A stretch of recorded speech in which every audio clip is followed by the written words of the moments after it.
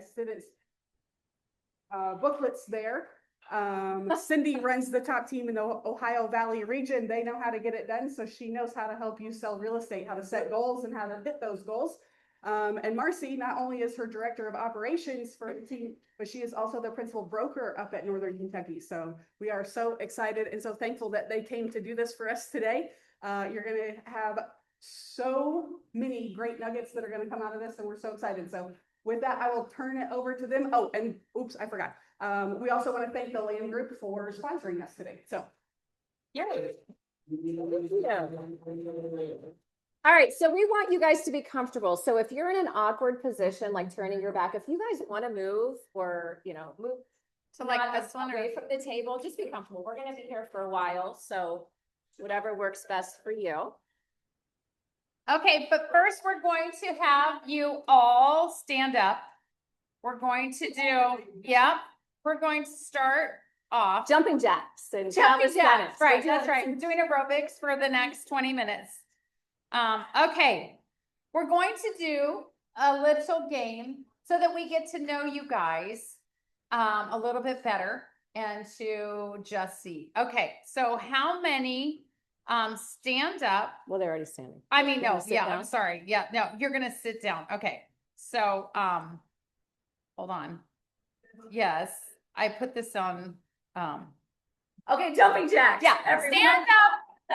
All right, so stand up if you've written at least one business. I mean, sit down if you have written at least one business plan in your life.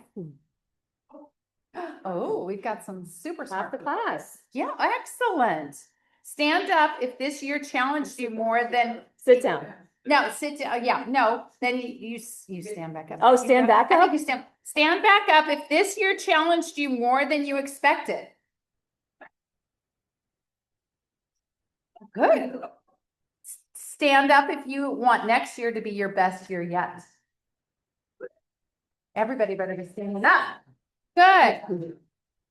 Stand up if you had at least one, well, sit down if you've had at least one crazy client this past year. Oh.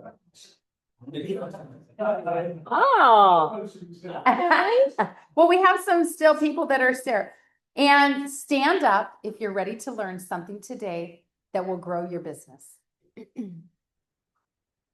Okay, so we're unanimous on that. We're really excited to be here to help you guys achieve that. And so I'm going to hand it over to have Marcie kind of introduce. I know she introduced us a little bit, but just kind of tell your role and what you do. Yeah. Okay, so we are here today to really help you attach a meaning and a purpose to what you do, to why you're in real estate, to why you're here today, why you joined Keller Williams. So my name is Marcie Rottinghaus. I am Director of Operations for the Cindy Shetterly team. Cindy and I have been in business together since I got licensed in 2009. I was a young agent, part-time, 3 young kids. My youngest was 3, I think, at the time. Yeah. I only know that because Cindy used to put his car seat in the back of her car and take him to help her pick up signs and go through the drive-through. My first open house was on one of Cindy's listings when I got there, and it was an old electronic lockbox and my app wouldn't work. It's like a new agent nightmare that you show up at the house for an open house and you cannot get in. And I was panicked and trying to call Cindy. So from the very beginning, Cindy has been a mentor to me. We only haven't been in business together for 2 years. Cindy left. We were at a local brokerage up in Northern Kentucky. She left that brokerage, came to Keller, and about 2 years later, I followed her. So it says a lot, and a lot what we're talking about today is mentorship, where Cindy has been my biggest mentor, my strongest cheerleader, has seen me through the highest of highs and the lowest of lows over the past 15, 16 years. So it's fun to be able to do this clinic together. Myra has a lot of faith in us that we can handle this clinic. So you guys are our guinea pigs. This is the very first one that Cindy and I have taught together, but we've been preparing and planning. We've got some books so we can at least follow a roadmap. So as in addition to Director of Ops, I am Principal Broker for KW Northern Kentucky. I know Myrna's in the house, so we share this love of helping you guys with problems. And when we talk about big whys, which we're going to talk about today, and I have to tell you, for years, I had such a hard time with my big why. And I'll tell you later what I finally have evolved this big why to be for me, which is not like my family. Of course it is, but it's even bigger than that. And encompasses so many different things in my life. So the journey of these types of clinics, and I've sat through a couple of business planning clinics. I mean, Cindy actually just got back at 1:30 this morning from Austin. She was at the KW University with Jason Abrams. So we have a lot of wisdom we can impart on you, even if it kind of goes outside the business planning clinic format a little bit. I think it'll be the biggest challenge for us, and the biggest reward for you is just your map is your map, but you can kind of see how we got here and take parts of all the models that we're going to show you and figure out which one is going to work for you. Sometimes we say that Keller Williams offers a buffet of services, and sometimes it's just too many. Of the 5 models that we're going to go over today, not all of them are going to work for all of you, but one of them should work for every single person in a different way. And if you latch onto that one model and you follow the plan, we're going to talk a lot about the foundations, the models that you don't have to recreate the wheel. Everything is set up for us. The biggest part are just the people that you meet and the conversations that you have. So I'm going to flip it to Cindy. She can tell you a little bit about herself, because when we talk about having conversations, Cindy's sweet spot is conversations. We had a pumpkin pie event. We have this every year, the Sunday before Thanksgiving. We invite all of our clients. We have 350 pies. Santa's in the house. We have professional photography. It's our highest attended and most popular event. And I can watch Cindy walk around the room with new clients, old clients, people she's just met. And the biggest gift she has is conversing with people, because there might be 300 people in the room, but everyone she's talking to thinks they're the most important. And I think in real estate, when you're in front of people, every client you have, past and present, needs to think that they're the only thing that matters. So the biggest gift she's going to impart on you is the ability to do that. And maybe you can take a little something away from it. Well, thank you. And, it's such an honor to be here and to be doing this with Marcie, because like she said, our past goes way back. And, I was a brand new agent starting in 2005, and did this because my husband and I wanted our first flip. So we went in and bought these condos up in a place where they were apartments that they converted. And he said, you should get into real estate. I see what these people are doing. I'm like, yeah, maybe. He was an airline pilot for DHL, and I had retired as a flight attendant. So after I got my license, and then right away, probably within 6 months, he said, I think I'm going to lose my job. We had just built a new house. We had a 5-year-old daughter, and we were going to $300,000 salary to zero. He had no pension. He had no money to do it. And I went, well, shit, I was a flight attendant before, so I have a huge savings. That'll be great. We've got like $12,000 total between us. So I said, I'm just going to hop into real estate. So it wasn't by people say, oh, how did you meet? You got the leads, this and that. I knew no one. We weren't from Northern Kentucky. I'm from Colorado. My husband's from Maryland. And I jumped in. Did I have systems? Absolutely not. I didn't know what I was doing. I just went in head first. And sometimes I think you just need to take that first step to do that, because, I'll never forget. I think Marcie walked into the office, and at that point I'd been in 3 years or something. And I knew I hit 27 my first year, 35 my second, and 45. I went, I think I need help. I think I need to start filing things. And I think I need to, at that time we didn't have Command or Dot Loop or any of those things.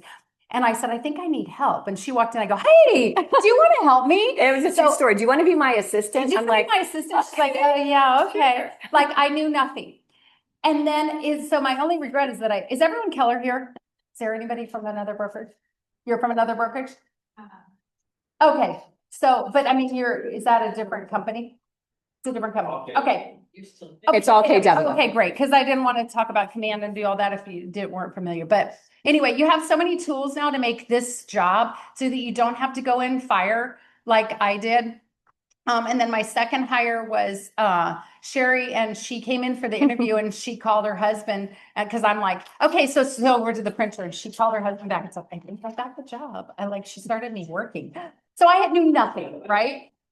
So this is plays that if I had known, I think I could have done my job a lot better. If I had known the MREA, because I read it when I came to Keller, but I had no knowledge of anything like this. I had no knowledge. I had a brokerage that said, you work and when you die, you're done. Like the last sale is your last paycheck. So you don't know that you can build a business and that it can be sustainable. And so I challenge you all to really embrace and to really don't just walk out of here, because I know when you get in your car, every note that you took, you're not probably going to read again. But I challenge you to take your business plan and the things that we're teaching and really implement them if you want to change your life for 2026 and not just change this year of 2026, but your entire career. So not just making it a job, but making this really a life worth living. So yeah, I love it. Okay, so one of the first things we're going to do is go backward in time, because we have to know what our numbers were to know what our numbers should be or could be. So can you raise your hand if in I guess we should figure out who's been licensed a year or less. Lots of newies. Okay, great. Okay, so got licensed in 2025. Okay, so it's probably been, and I can't wait to hear later why you got into real estate, right? I love when I talk to people and they love HGTV. I'm like, oh, this is going to be fun. Like, I love HGTV too, and it is not real estate. But I do think people get into real estate thinking, well, we all know 4 or 5 realtors. We all trying to recruit other realtors in. We love service industries, nurses, teachers, hospitality, restaurant, make great realtors. And then you get into a somewhat of a shifting market. And I'm sure for those of you who raised your hands, it's been a little challenging, probably a little less shimmery now than it was when you first got in. So thank you for being here, because I do think these types of clinics can change your life. Because what you figure out is, for those of you who've been licensed for more than a year, when you look backward, you can predict the future, and not with just, oh, I want to. And I love James Shaw, we're both huge fans. Is anyone listening to James Shaw Pivot? Tyler, you're big on it. Okay. Good. We're going to introduce this to you guys. It's going to really help every day for you to get up and get into the business. But I think he said for the past, 40 years, when someone says, how much do you want to make in real estate? 90% of agents say $100,000. It hasn't changed. Even though everything else has changed, that $100,000 benchmark is just like, yep, that's what I want to make. Well, it sounds great unless you don't have the systems and the models to get to that number. You're going to be chasing that number every single year. I think Gene Rivers said, your first goal should be, I want to gross $1 million. And then your next goal is, I want to net $1 million. Because when we think bigger, when you get into rooms with bigger people, and this is why this is, as much as I hope you have a lot to take away, we do as well, because it's easy for us to be in our little bubble of agents. So we have 13 on our team. We are going to close, I think we're at 407 units year to date so far. Our goal was 452. We're going to be slightly off of that. Our average price point is $340,000. In Northern Kentucky, it's $310,000. So when we're in our bubble of agents, which is made up of 3 listing agents, I'm director of ops. We have a full-time transaction coordinator, a listing assistant, and then the rest are buyer's agents full-time.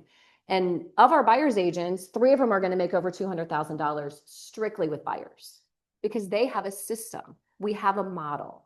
They can refer listings, but they don't know anything about listings. In fact, they could figure it out. They've never entered a listing into the MLS, and some of them have been licensed for over 8 years.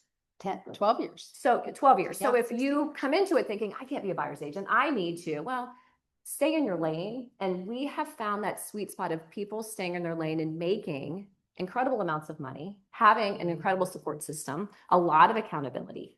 And it's all because we followed these systems. So I heard this quote and I love it.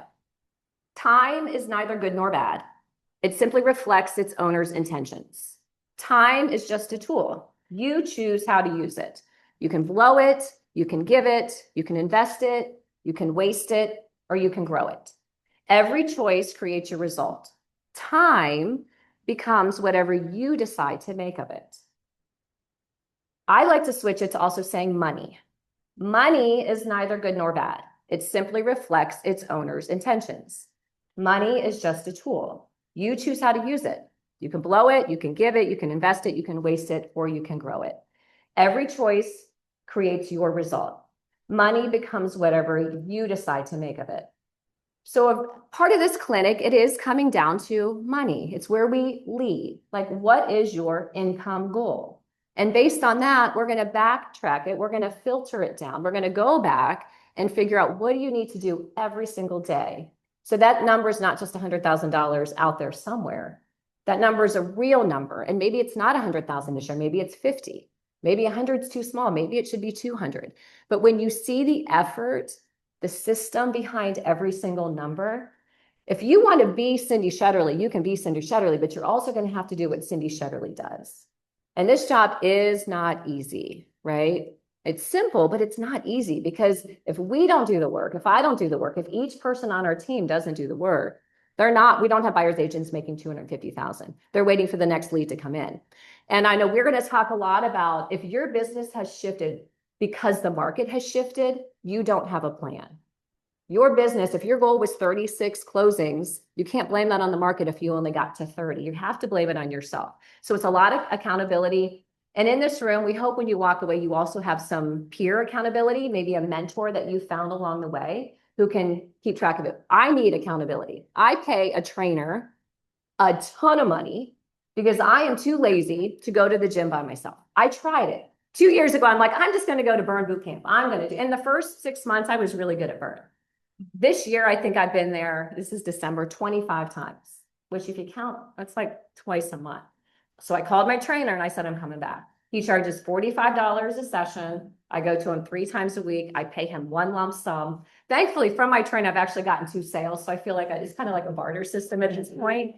But I know I need accountability. And it's not just in my fitness life. It's in, I have a financial advisor because I need accountability in my investments. I have to be open and honest about my expenses. I have to have accountability there. And we're going to give you a bunch of accountability in this room. And you know what I wanted to say, which I forgot when I said, I came from making $40,000 a year to, fast forward and I'm high 6 figures, 7 figures. But I wanted to tell you, I started with no skills. I, didn't have a college degree. I had nothing. It means nothing where you came from. It's what you want to do with your future. And so I look at businesses, and you guys, you have this pot right here ready to explode, because an average, do you know what a neurosurgeon makes? Oh, I love these numbers. Yeah. Well, how much education does a neurosurgeon? Right. Okay. So how much education? We're talking 10 years, whatever. 600,000 to $1 million. A cardiosurgeon 500, orthopedic 500 to 800, anesthesiologist, radiologist 350, dermatologist 300. Then you go down to a dental specialist. These are all, like, mind you, 8 years of college debt. 300 to 650,000. And then we go to corporate executive leadership. A CEO of a company is 200,000 to $1 million. Chief operating 175 to 500. Private equity hedge fund is 500 to multi-million. And then a tech engineer, software, 180,000.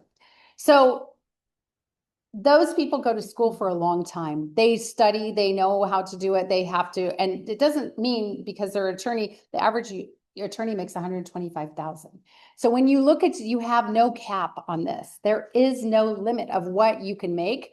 It's pretty astounding. And you're in such an industry that is, if you are self-driven to do this, there is no limit. There truly is no limit. So I just wanted to put those numbers out there because it's a reality, right? It is. So my son is a fighter pilot in the United States Air Force. Do we have any retired or active duty military in the room?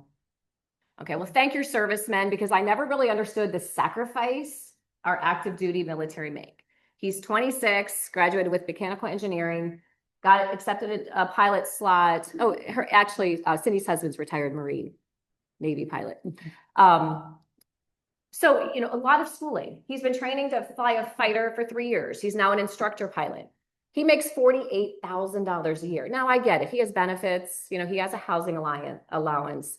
But the sacrifices he makes as far as what life we live versus the life he lives, the time, the effort, the talent. And then we look at what we do.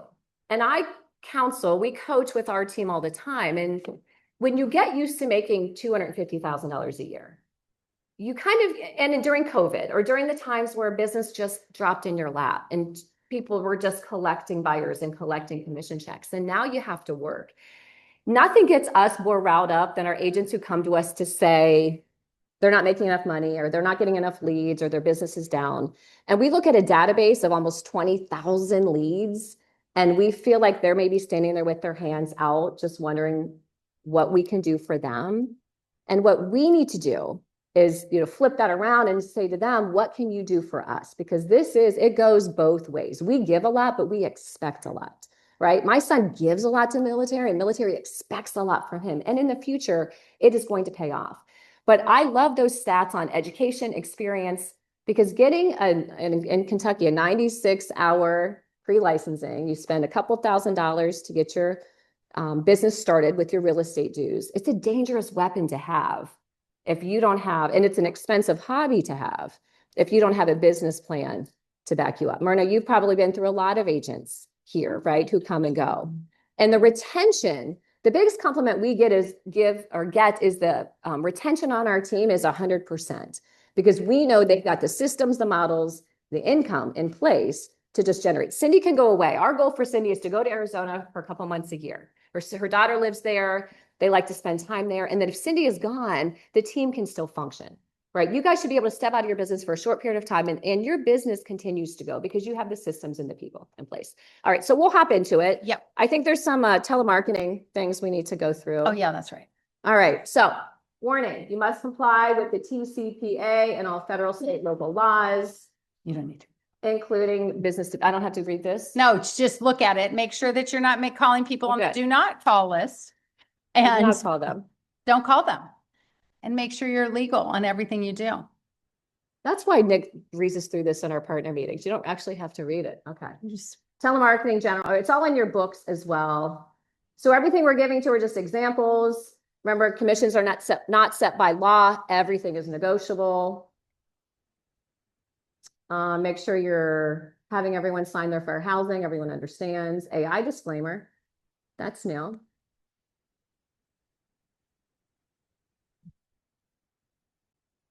Okay, let's get started. So I'm going to start off with one thing that is not in the book because this will put this whole thing. Is anyone familiar with LID? LID. You are. What does L stand for? Jean Rivers, that's it.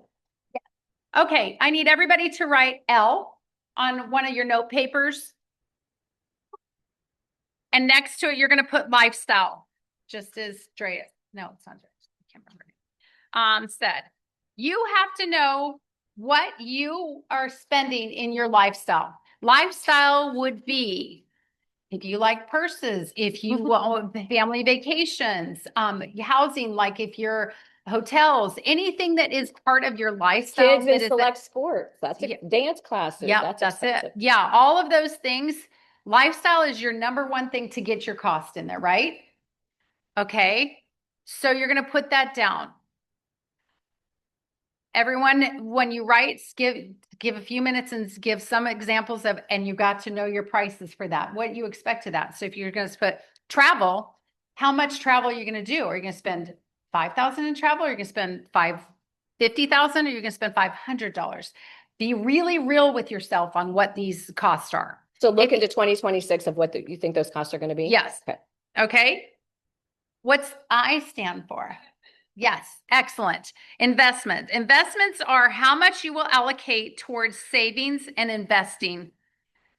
That would be for retirement. That would be for a car. That would be for, who knows, down payment for a new house, whatever that may be. So investments, you've got to have a clear, concise number on that too. And the last one is D. Yeah, the dirty debt. How much debt do you have? And you've got to be real with yourself on this. So that would be credit cards, mortgage, taxes, any obligations that you have to pay back Car somebody. loans. So put all of that in there. Once you get this number, it's going to make the next thing that we do, your business plan, a lot easier. So the business plan built on models on page 2.19. Did I skip that much? Did I go that high? Once you get that, and let's go back to the other one, but just once you get that, your lid is going to help you achieve these numbers on here. So you've got to know that and be really realistic to figure out which model you want to be in. But those numbers are life-changing. And I never looked at them that way because I always had, 411 and this and that. But once you really dig into what your lifestyle is and the investments in all of those numbers become crystal clear in making your goals and what you need to sell and how to do that. Okay. Yeah. So what else would a business plan do for you? I mean, I guess, why are you guys here today? Who wants to just share why you decided to show up today on a cold, snowy Wednesday morning? Yeah. Okay. Giant goal, and I need a good plan to get here. When I get in Indy, I'm like, Get him out of coaching as in youth sports? Okay. Okay. You know what? That's an amazing goal. Like when Cindy said, when her husband got furloughed from DHL, it was like, okay, I'm in, right? We have people who do want to get their spouses out of something else just for the health of the relationship. I love that. Any other reasons?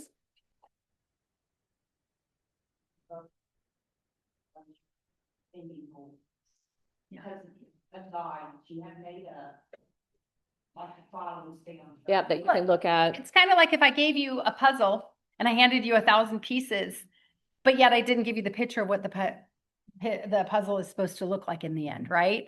So if you don't have that organizational thing to say like, okay, I've got to do the edges first, and then I'm going to do this, and then I know I'm going to be a flower and a rainbow and a unicorn there, that would be helpful. So yeah, so it just helps organize. Anyone else, something different? Yeah. my husband and I had a baby a year ago, and I stepped back a little bit, but now he's going to mom's spring January. Yeah. So you were in real estate, you took a few steps back after the baby, as we all do with any life change that happens, and you're ready to come back. That's exciting. So you have a roadmap from the past, though the landscape looks a little different, right? But the roads are the same. You just have to find the muscles and the motivation to get back into it. Your why has changed. Okay, I want to talk about that later. I love that. Okay, so the goals for today, I think we've kind of covered a lot of these already. Understand the power of the 5 fundamental value models. We're really going to go over 4 today. Create your business plan, and then, of course, execute your plan after you leave here. Okay, models and mindset. So we talk a lot about the systems are in place. If, we both brought this Millionaire Real Estate Agent. Has anyone not read this book? Who's not read this book? Anyone? And be honest. Okay. This should be on your Christmas list. Okay. Anyone who needs to get you a small gift for Christmas, tell them you want to read this book. There's probably some laying around your market center. There's always a few in ours. I have so many tabs and markings in mine. And it doesn't matter which kind of market you're going through. This book is, I don't know, when was this book published? It is relative. Yeah. Every time I listen to it again, the Shift book, right? Every time we just finished reading the Shift, I'm like, it's like he just wrote it for us this year. The models are in place. We as realtors, or the typical realtor, I'm not the typical realtor because I am in operations, right? I like structure, I like order, I like predictability. So why Cindy and I work so well together. Have you ever read the book Rocket Fuel? Anyone? Okay.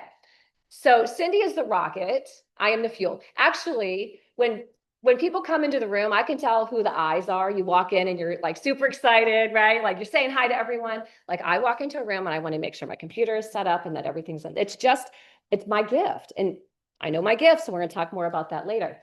So a lot of realtors come in and you're super creative and you want to just go brand yourself and go do this function and spend money on this marketing.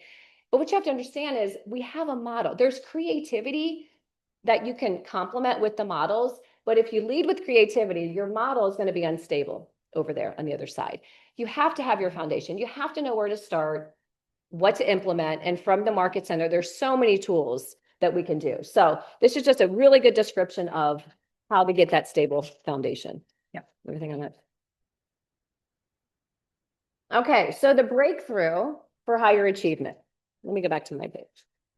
Our pages look a little similar Yeah. to yours, a little not similar. Okay, so reinventing the wheel is exhausting. If you've ever stepped into something, your natural ability can only take you so far. You're going to keep hitting a ceiling until, number one, you get into bigger rooms, you surround yourself by different models. And when you have a model, you follow. And you're like, wow, this actually works. Maybe you add a little bit of your own flair into a listing presentation that someone gave you. So then that's going to maybe give you a breakthrough. Maybe you're going to capture more listings because you just broke through something else. You then have to go to a bigger model, a different model, before you have another breakthrough. So understand your natural ability and the fundamental models that we have work in tandem together. You don't come to a Keller Williams because you want to do your own thing, right? It's just not the place. You come to Keller Williams because people have been here, they've succeeded, and they've succeeded because of the Millionaire Real Estate Agent, because of the Shift book, because of the trainings, because of the KW. Why do you go to KW University so often? To just continue to learn and to, culture is a huge thing here at KW, and that is a huge thing. And so one of the part of the culture is learning. And when I look at Gary, who continues to learn every day and continues to discover and to learn, and he doesn't need to do that, right? Michael Phelps doesn't need to he knows how to swim, but he still has a coach. Those kind of things make me know that when I'm a learning-based person and continue to learn, that I'm learning new ways to perfect or to even start something that would be a better route for me to make, me succeed. Yeah. I mean, it is true. I'll refer to my son a few times during this because I am so impressed. I mean, if you guys have adult children, I mean, it's just the best. I've heard grandkids are even better, but I don't have any of them yet. But I look at what my adult children are succeeding. Prior to Trey having a flight, they have a pre-flight meeting. And if he's the student, when he was a student, he would get there an hour and a half before his flight. Because he has to study the weather, the temperature, the wind. Then they go out and they look at the plane. They have to, every time you look at the plane, right? Examine to make sure everything's good. They do the flight. They get corrected along the way. And then they come back and for an hour, they have a post-flight breakdown. So for him to fly for 1 hour, it's going to take him almost 5 hours to get that 1 hour flight successful. And if you've watched, and I love to watch these Blue Angels movies on Netflix, the documentaries, I mean, it's brutal, right? When they are in that flight room and they're visualizing their flight, if you've watched it, like they're sitting there and they're moving the joystick and it's just inches, millimeters at times that they're moving it. They're going through that exact flight. Blue Angels do the same thing so that they know what their role is. And how many of us practice that listing presentation, practice that buyer consultation? So once again, my son makes $45,000 a year and he spends 5.5 hours to fly for an hour, right? We're making a couple $100,000 if you're been in it for a few years. And we might walk into a listing presentation and we grab our comps off the side of it, but we haven't looked at them yet. So getting better into like my mindset and our mindset when we coach our team is to be the best of the best. Part of the reason Cindy goes to KW University is because she is at the top of the Ohio Valley region. She is. And so for her to get better, she has to be around people. I mean, our 450 units probably look like chump change to some of these, right? And we hope by you being in here, 450 units sounds like a lot, and it is a lot. Cindy's been doing this. We just celebrated her 20th year in real estate. I mean, it's taken a long time and it's been a lot of blood, sweat, and tears and to find the right people to get into place. But once you do and you have the mindset, it's not enough. Someone once said to me, how many units are enough for your team? Like, okay, every year you guys make up. It's never enough, right? Because I love Chris Harder, who's a podcaster. He says, when good people do good, no, wait, when good people do good things happen. No, when good people do great things. Okay, I'm gonna have to come back to that quote because it's really good. When good people do great things happen. Basically, it's like you don't be ashamed of the money you're gonna make. When good people make good money, you can do great things. That's what it is. And I know by the money we make, how much more we can give back, right? Like God trusts us because he knows we're going to give it right back to him. It's not ours. He gives us more clients. I love, we have a saying where a couple of us on the team, Sean is one of them. We say, God, bring us people from the north, the south, the east, and the west. Like, who needs us today? Bring them to us. Like, let us recognize each other because I am here to serve. And I really feel like there's no greater servant heart than Cindy. I say she's like the firefighter. When the place is on fire and we're all running out, she runs in every time. There's no one that she won't go to if they're struggling. Like sometimes those conversations are hard to have. She is that person. And I think because she surrounds herself by people who are doing bigger things, better things, serving more, it just inspires all of us. Well, and I was going to say, there's nothing hard in doing what you're going to do. There's nothing hard. You have to pick up the phone, just as he has to go in and do 5 hours of study. You don't, if we turn those into 5 hours of phone time, you get one buyer or one seller. So it's not easy to get, it's not simple, but it's easy. So once you get that perfected, you're talking and feeling comfortable with that. That's all it is. Yep. Okay. So we want everyone to think like a millionaire real estate agent. So once again, we're going to refer back to this book a lot.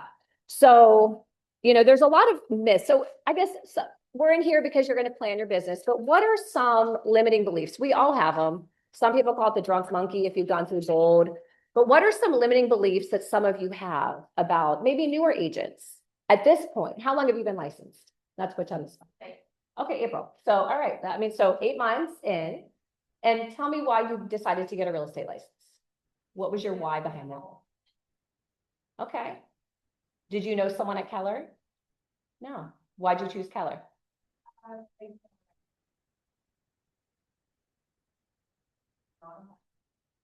Okay. So go back to yourself in April and yourself now. What's your headspace? What's your mindset today? Okay. Which is good because I think typically a new agent might take 6 months to have their first closing. So you've had 4 in 8 months. Yeah. Yeah. Okay. Yeah. Since he's always taking care of our family financially, so it would just be nice. I understand that. I have a son who works in construction in Montana by choice. He's 20. He's been home for a month with me. He's heading back tomorrow morning. It breaks my heart because I'm going to miss him so much, but talk about brutal. His knees hurt and he's 20. Yeah, it is hard. Okay. So what limiting beliefs do you feel like you have right now? Are you doubting yourself? Are you doubting the choice? Okay. So explain that. It's almost like you don't deserve to be here, you don't know enough, or you're like, did I make the wrong choice? Okay. Those kind of things change too. Yeah. So it's like, did I make the right choice? Am I supposed to be here? What am I supposed to be doing? Yeah. So. Who else has that? Yeah, it's really common. It's common. Yeah. When Myra asked us to do this class, I'm like, we can't leave this class. Myra, are you just doing it because we're free? Because I don't think we're trained. And she's like, just add your own flair. So I get it. Imposter, we all have it. And I said to Cindy, I love talking in front of people, but I'm nervous to be here in front of you guys because I've sat through business clinics and I've left I didn't get anything out of that. That was just like a waste of 5 hours, right? And I don't want you. So I have it. We have it. And I love that you were so honest with that. So I think as a market center, you guys need to see that in her. Make sure she knows from you the greatness you see in her, because we all doubt her. The career choice, I almost got out of real estate multiple times. I mean, I did because I was trying to be a buyer's agent where I'm operational. I'm never going to be a super strong listing agent or a buyer's agent. That's not my motivation. But what does fuel me are numbers. And when I sit down with agents to figure out, I'm a PI in their lives, because I know personally what you're going through, right? I'm sure some people in this room are struggling to figure out how they're going to pay for Christmas, right? A year from now, you can have $100,000 and you can buy everyone Christmas presents and donate all the bikes to the local school. There's someone in this room who's like, gosh, I'd really love to start working out, but I haven't worked out since I was 20 and I'm 50. A year from now, get off the couch tomorrow, you'll be running your first marathon. Like we get to determine the person we want to be every single day. And it's not easy. None of it. When I go to the trainer, we were just talking about on the way down, so she's done Pilates. She was in Arizona with her daughter who does Pilates twice a day. So Cindy's really sore. Like her hips are, like you start working out. Partly why I don't want to work out is because I last week I could barely walk down the steps. This week I feel a little bit better. It's hard to get going, but once you get going, whether it's in business, right? And you have to stay in this business every day. Our team, we're not letting them take, actually we did have a snow day yesterday. We canceled our meeting. We have been scripting every Friday for 5 years at 8:00 a.m. on our team. So talk about having hard conversations, getting into the nitty gritty. We can have hard conversations about anything because we've been doing it for 5 years. We don't take a break. And if you take a break now in December, your January and February are going to be really, really low. So I can't wait to see how you walk away from this. All right. So who else has a limiting belief? Experience, new. Yeah.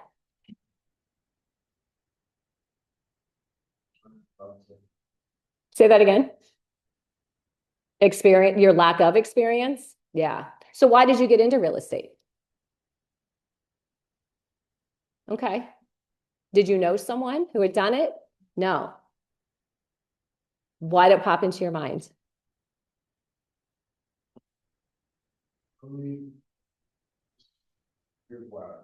Okay.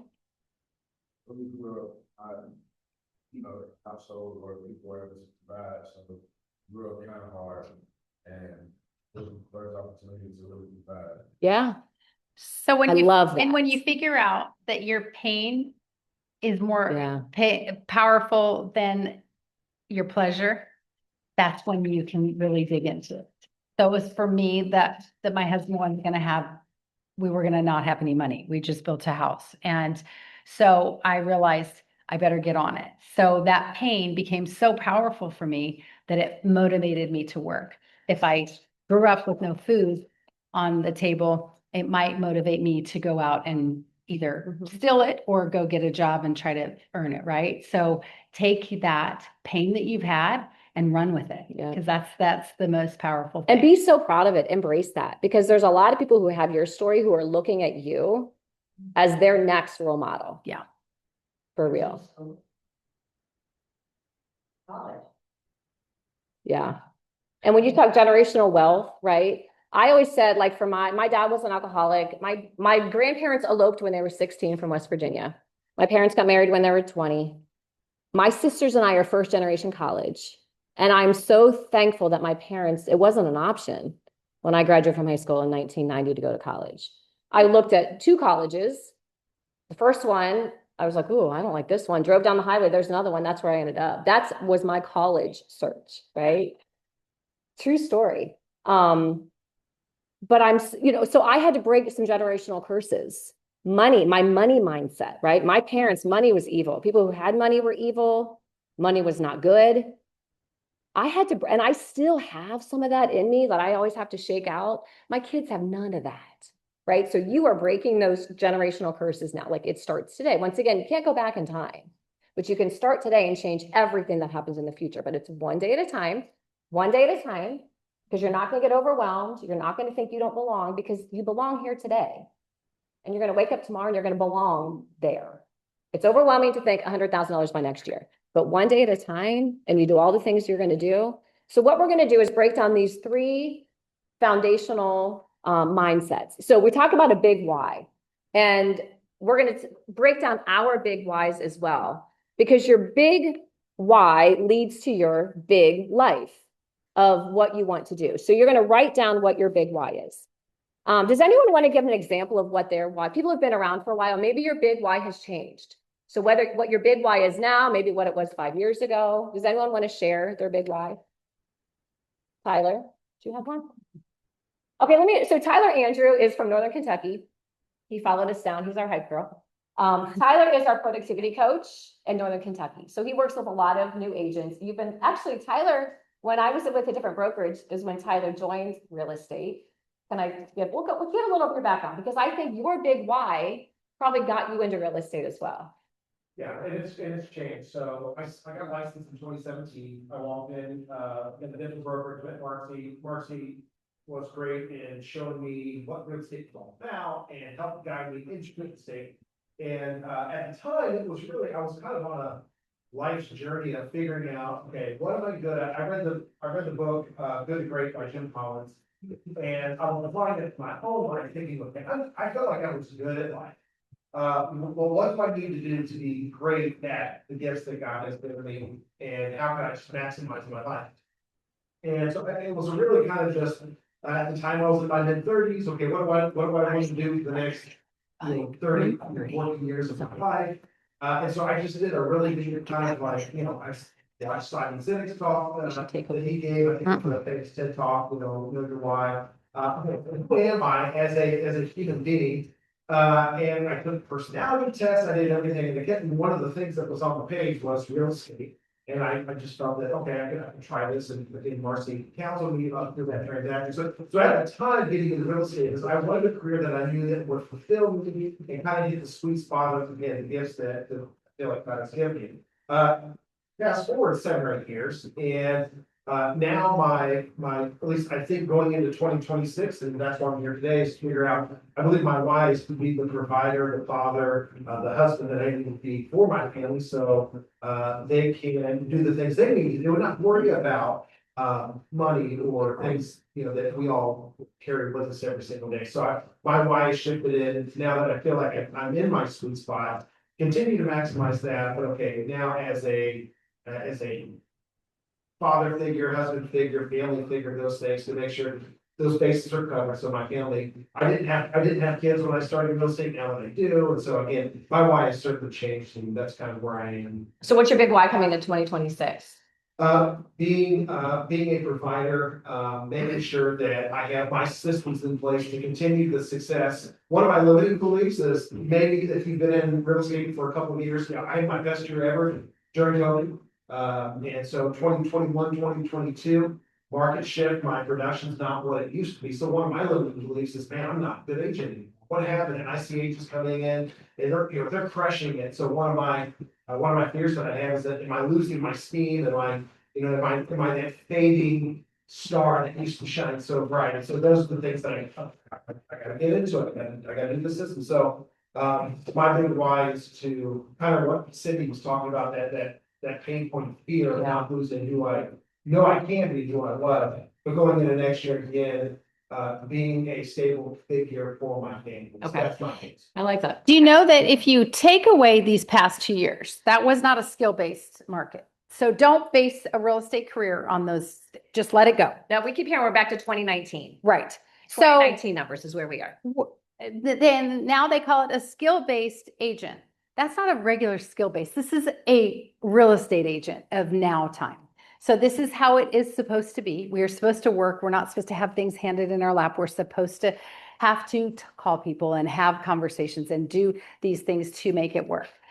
When you worked, everybody had their best year in 2021 and 22. Everybody. And there wasn't a realtor. If you didn't, then you really should be out. But those years are the years. And if you base your production by the market, when the market goes up, of course yours, but when the market goes flat, you're going to lose market. You're going to be taken away. So you have to make sure that you have that strategies to continue through this market, and not basing your market, your strategy and your model on the market is just a failure, right? You just can't make it based on the market. You have to make it on yourself. So true. Okay, so Yeah. we're going to talk. We really want you guys to kind of think of your big why. It can change. What you write down today and month from now, maybe you'll tweak it a little bit. But your big why could be to get control of your business, your finances. Maybe it's get out of debt. Maybe it's save for your child's education. Maybe family vacation. Maybe you want a boat. Maybe you want a house. Maybe you want a second home. Maybe you want to retire your husband. But the MREA, the Millionaire Real Estate Agent books, just says think big. So on page, 2.7, I don't know if it's the same in your book. We want you to kind of just write down what your big why is. So think about it for a few minutes. I'll tell you, mine used to be things, pay for my kids' education, buy a house, buy an investment property. My big why now is that I know I want to solve problems to make money. Because as broker of the office, as director of ops for the team, all I get are problems. Every once in a while, someone jokes with me, they're calling me, they're like, hey, Marcie, for some random person, like, hey, how you doing? I'm just calling to check on you. I'm like, really? That's so nice. No one ever, they're like, no, I'm just kidding. I actually have a big problem. I get passionate. And then I have to just like have a Zen moment, because if I didn't have problems coming to me, I also wouldn't have a paycheck. So problems equal paycheck in my life. So that really is my big why. I remember I need problems so I can get paid. That's my why. Even if it's in my kids' lives, right? My payment of helping them solve problems is seeing them grow into the men they're supposed to be. Doesn't have to be a dollar behind it. So just think about what your big why. Maybe it is something, maybe it's money. Maybe your big why is education, vacation home, get out of debt, buy your first house. So think about 2026. What's your big why? Take a few minutes, write that down on page, whatever that page, 2.7. Yep. And music and between little music. Oh, we need, I'm sure that Jordan yeah. does it. Probably find some Christmas music. Oh, like Zen music, Like that. Zen music. We'll take like 2 minutes to get this done.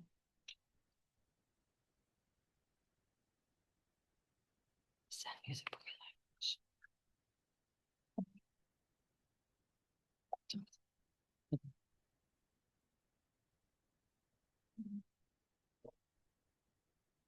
If you don't know what your big why is now,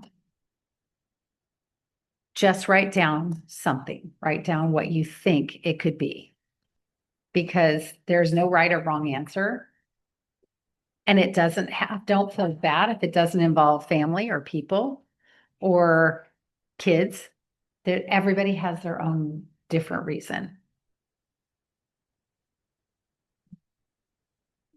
Thank you. Oh, no. Oh. That's what Jesus, my big why is not with my son. I love him. We got some music for your relaxation. Zen music to help you think. He says, right?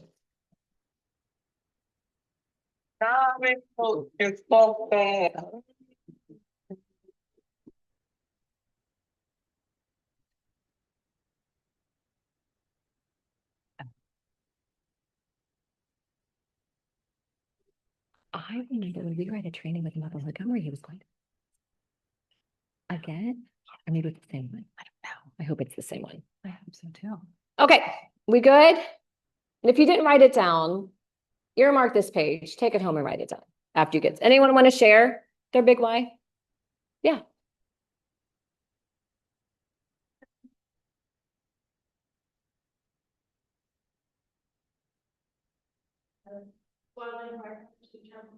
Oh, wow.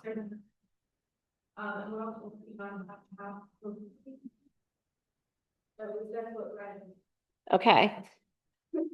All right, so you want to have financial stability.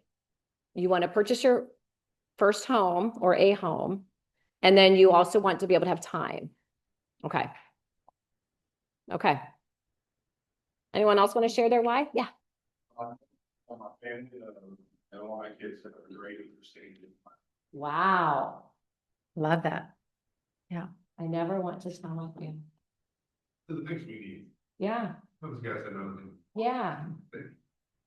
Yeah. I love that. I'm just kind of reflecting on that for a minute.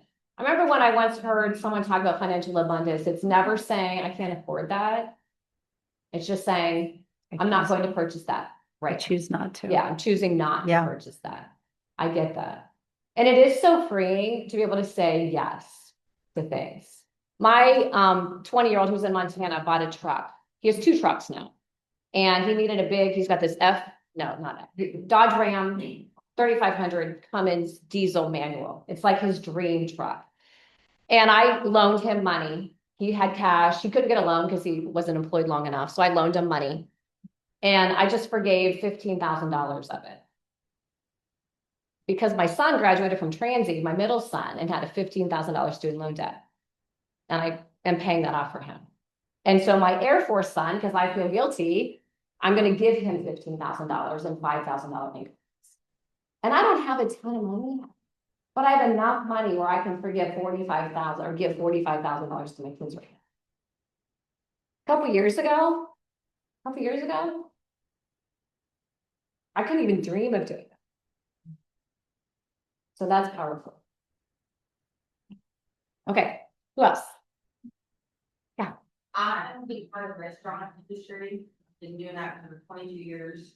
I'm gonna do something else, I'm a single mom with a 3-year-old. So we take care of her, buy a house, and definitely get out of the restaurant. Yeah. So your big why is getting out of the restaurant. Yeah, because of how it's going to change the rest of your life. Yeah. Do you want to share yours? Do you have one? This is, I put you on the spot, but what would you say? Yeah, no, mine is to make enough money that I can give the money away. Every year, my goal is to, if my first one was, I remember years back, 10,000 is 20,000, it was 50,000 and this year was 100,000. So to give 100,000 away. So it's that, my big why is to basically change people's life in different ways. That's incredible. Imagine giving away $100,000. Yeah. But you know what? If you make, what we tithe 10%, right? It's 10%. So if you make $100, you tithe $10, right? If you make $1 million, 10% is 10%. So as you make more, you give more, but yet your life is still just as robust and as big. Yeah. Yeah. Yeah. But that's where, God trusts you because he knows you give. Yeah. Yeah. It's amazing. Okay. So Cindy tells me we're behind. So we're going to move on a little bit. Here's mine. Okay. Cindy, let's hop in. So this one isn't following along our book. No, is it? With the slides. no. Do you want to go to the 411 or We're- do you want to go to the goal setting? We're goal setting to the now. I don't know I don't think that's in here. Okay. Do you guys have page 2.9, the goal setting? Think big goals. Yeah. Okay. All right. Let's go over that.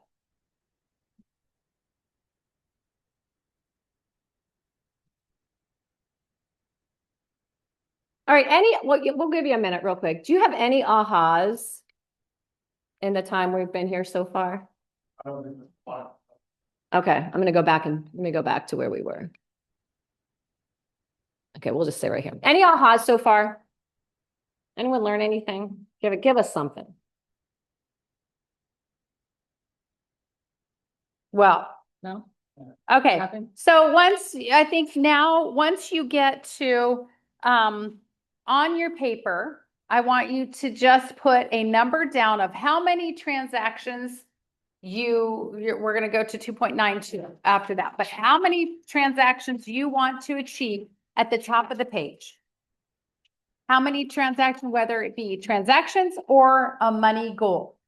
So people look at it both ways. If you want to sell 35 houses, or if you want to make 100,000, or however you're going to judge it, put it at the top of this So page. if you've been in business for a while, you should know your average price or use your market center average price or your Lexington market average price. In Northern Kentucky, the average price is 310. Does anyone know what Lexington's average price is for your market? 300. That's a good number to use. So if you don't have your own number, if you can go back, know what your average sale price is, because if your average price is 400, your GCI is a little bit higher. If you don't know what it is, use the Lexington average of 300. And so figure out what your commission would be, depending on your split. Not yet. Yeah. But if you want them to come up with the. Yeah. No, not yet. I just wanted them to do but go ahead. Yeah, that's So just a number, so a number, Yeah. okay, so number of units or gross commission. right. Okay. So if you're setting the someday goal, what would your someday goal be? So goal setting to the now. Someday goal, if it's sell 100 houses or make $1 million, or if it's whatever, you're going to put that in the top box right there.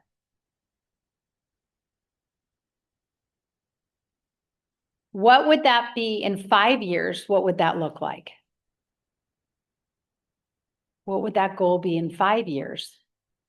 If you put a someday, and someday could be 20 years, 10 years, or 6 years. 1 year goal. What do you see yourself doing in 1 year?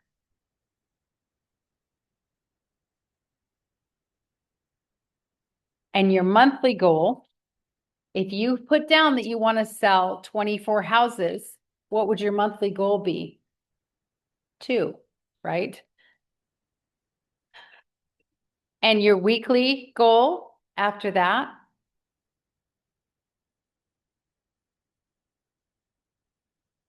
Your daily goal. And right now, is it to sell this year, right now? What would that be? Right now, to sell a house a day, one, whatever that may be. So when you take that big number and you take your goal of, throw one out, let's throw some number that you put out. Anybody have a number?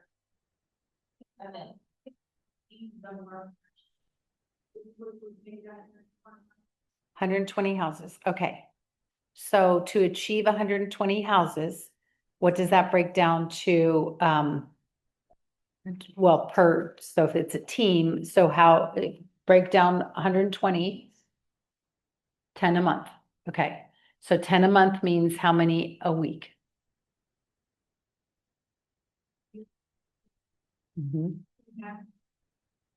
Yeah. So you got, when you break these down, how can you achieve these things when you're going down to 2 or 120 houses? It looks really large, but when you break it down to a little number, it makes it a lot easier. What is the number one way that we can get these numbers to happen? Lead generation. Lead generation, right. If your lead generation, if you're trying to get, if it's 1 to 2, which that's a good number, 1 to 2, if you're wanting to sell 10 houses a month and you have, we break that down to 2 in a week, how many contacts does that mean that you have to have? So let's do, if we do, you have to know your conversion rate. So we'll break that down. Yeah, we're gonna go through the economic model, which breaks that down. Yeah. Yep. There's one word for you all to remember, and I said there's no secret here, but it's the key. And if you walk away with nothing else, it's a 1-letter word with 4 syllables that changes your life and makes these goals happen of what to do. What is that word? What is it? Oh, that's a good one. That's a good one. Accountability. That's 6. Consistency. That's a good one too. Good. Yes. Yeah, who said that? Conversation. Yeah.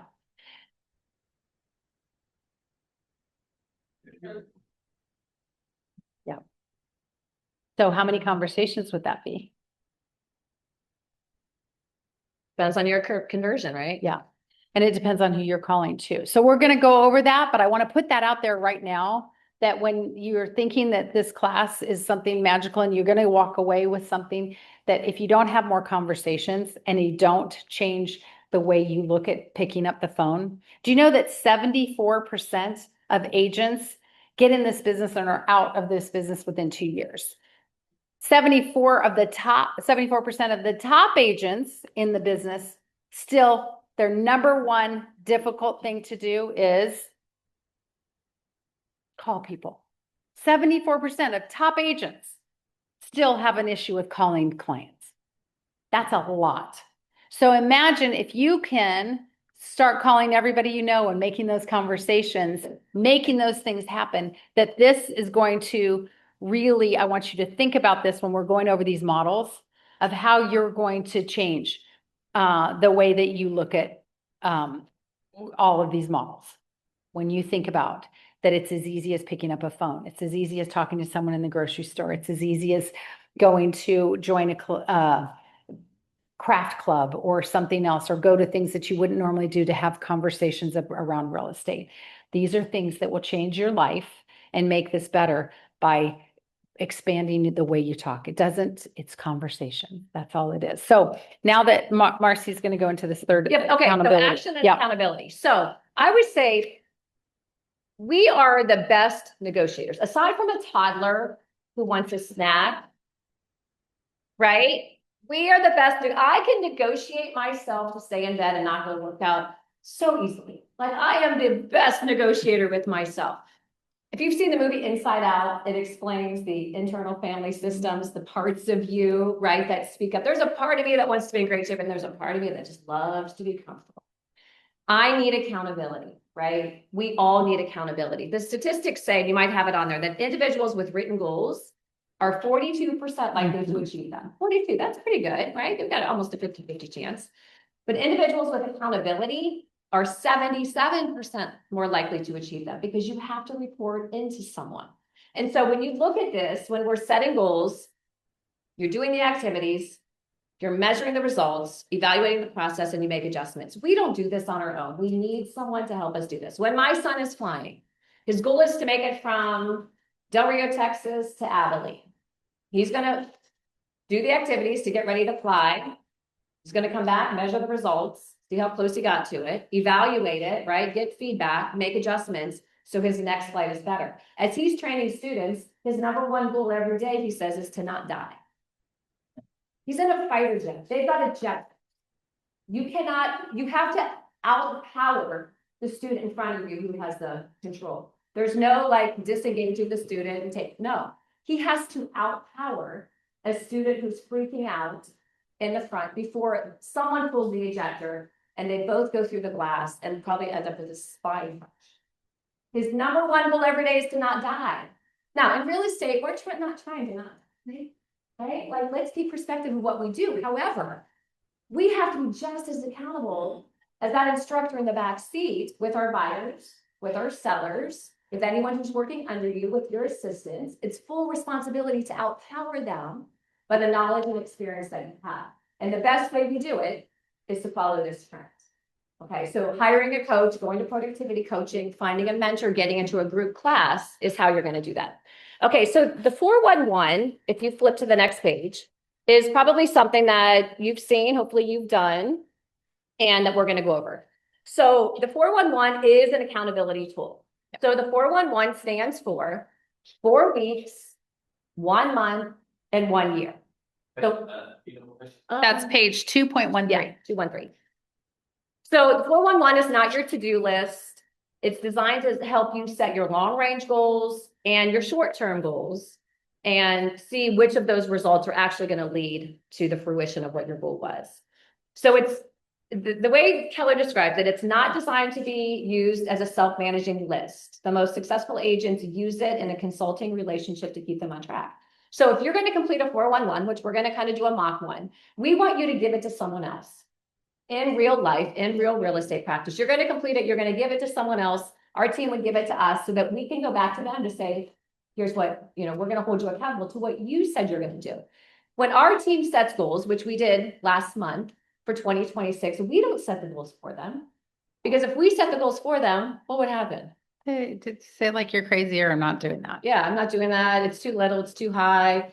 You have to do it yourself. So the 411 is not created by someone in charge of you or mentoring you. 411 is created by you so that you can give it to someone who you trust to help you achieve the goals. And it's in Command too. So really take advantage of Command. It's in there. It's electronic. You can put it in that way as well if you want to do it that way. And also Jordan Freed, if you YouTube Jordan Freed, he's my coach, breaks down the 411 and makes it really, really easy to do because sometimes it gets hard and I'll go like, it's the same thing every week for me. It's the same. So I would watch a YouTube on 411 and then go into Command to actually put it in there if you want to have it so that you can pull it up all the time as well. And in the past, we've done it with our team with a personal 411 and a professional. So personally, what do you want to achieve? Yeah. Over the next year, if you are not a runner, but by next year, you're going to run the Turkey Marathon, what are you going to do, right? Your goal is Turkey Marathon. And then you've got to break it down into your monthly and then to your weekly. And if you have an accountability partner who's also a runner, that's an easy way to get out, get your shoes on, get everything lined up and, you know, get out the door. So a year from now, you're running a marathon. If you want to make $100,000, what are the systems in place that are going to make sure you do what you need to do for the year, for the month, and then of course, every week leading up to it. And the other videos are on Connect, so you can get into KW Command and go under Connect and it will walk you through those videos too. So just FYI, that will really be helpful to you. Okay, the foundational model of MREA. So I'm going to turn this one over to Cindy. When we talk about listings, we talk about leverage, leads, listings, and leverage. And it's the 3 L's of the millionaire real estate agent. So obviously to succeed, you have to have leads. So what is a lead to everyone? What's your definition of a lead? And then we'll tell you what Gary Keller says a lead is. Philip, you know it.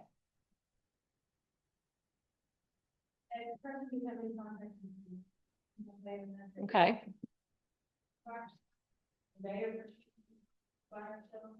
Or they come in contact with some fire sale or it is 24, 48, 72 hours later. Okay. I can't tell you how many times I as a DO come in contact with someone who's looking to sell it. Scrolling on Facebook and come across a Facebook group is like, I'm looking to sell my house, but I don't know what in town. Or I'm looking to buy a house and I'm new to the area. Like how many times I can post it on Facebook in a matter of 10 minutes. Is that a lead? Yes. That is it's me giving that person to somebody to create. Okay. Getting them in. Myrna, what did you say for a lead? Just said they may be wanting to invest in something, Okay. not just buy. Okay. Anyone else have a definition of a lead? Anyone who talks. Yes. Anyone you talk to? Yeah, who expresses an interest, buying, selling, building, investing. Okay. So a lead would be, yeah, someone who's just out there, someone who you might hear on Facebook or you over here at the grocery store, or you get incoming, if you buy leads, you know, Zillow person comes in, it's a lead because we haven't yet had a conversation with them.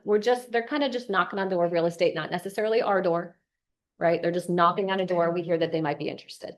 So converting those leads requires conversation, specifically two-way conversation, right? So once you can turn a lead into a prospect, because it's someone that you're actually conversing with, someone who said, yes, I want more information from you, to turn into, and that could say buyers as well. Foundationally, they're going to say listings are part of the foundation model, but it's also buyers too. It's turning not just a listing appointment, but a buyer consultation into a buyer or seller.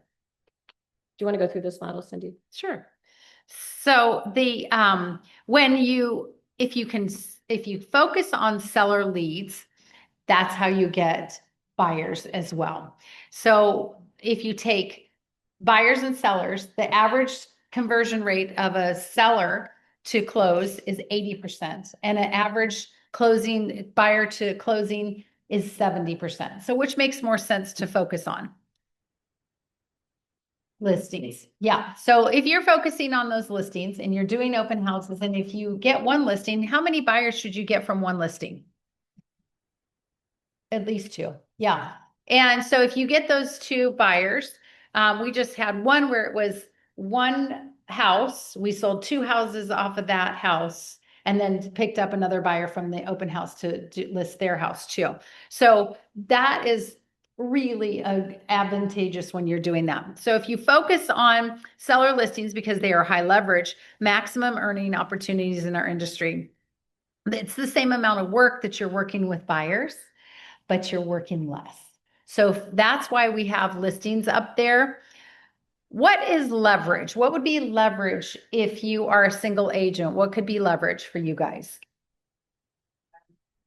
An admin, but what if you're brand new and you're just a single agent? What could you use as leverage? Yes, exactly. Command, what else? Yeah. Yeah. So, and what would that be? Using systems that are already in place, don't try to do it. But when you're on your own and you're a brand new agent or you're just learning, take advantage of the things that are free and use those things. what would be leverage for you? In a market where someone might have a lot of listings and you don't have any, what could you do? Open houses. Does anybody door knock? Door knocking, neighborhoods, looking for certain things, talking with those people when they come into an open house, just don't fill the body in there, but using that as leverage to say, are you looking in this neighborhood? And if this house isn't for me, what are you looking for specifically? And then I can go out and prospect for you. You know, I know there's a couple neighborhoods. Is this the only area you want to be in?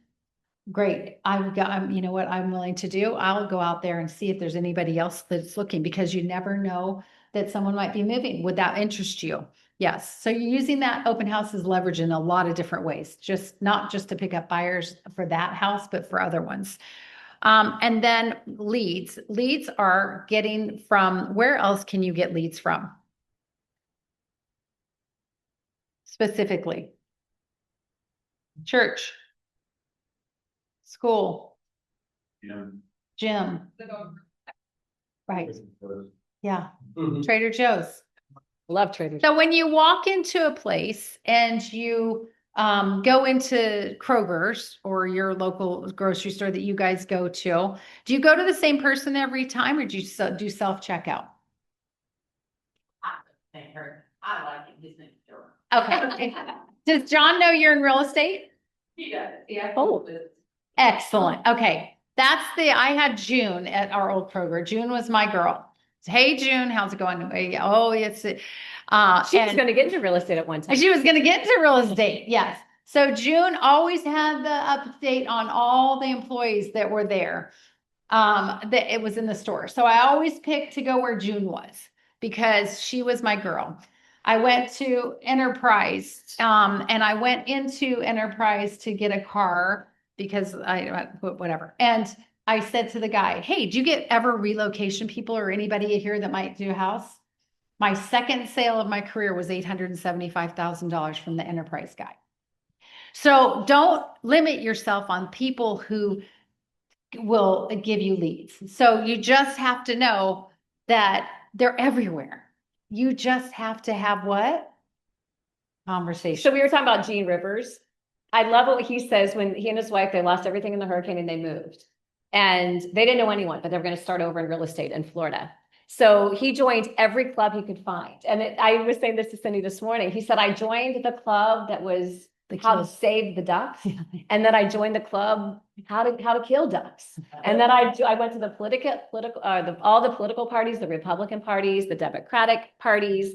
If 5 a.m. was the busiest time at the gym, I went to the gym. Because for them, it was just all about having conversations with people, two-way conversations in real life, in real time. Yeah. And they lost everything. They started with zero. They had a huge house, 3-level house that blew off. They had 2 cars. It was gone. They were living in a garage. And not only was their stuff gone, All their their listings was gone, because Gone. every buyer and seller they had, there were no homes to buy or sell. All So the every bit of closings. business, every pending they had was gone.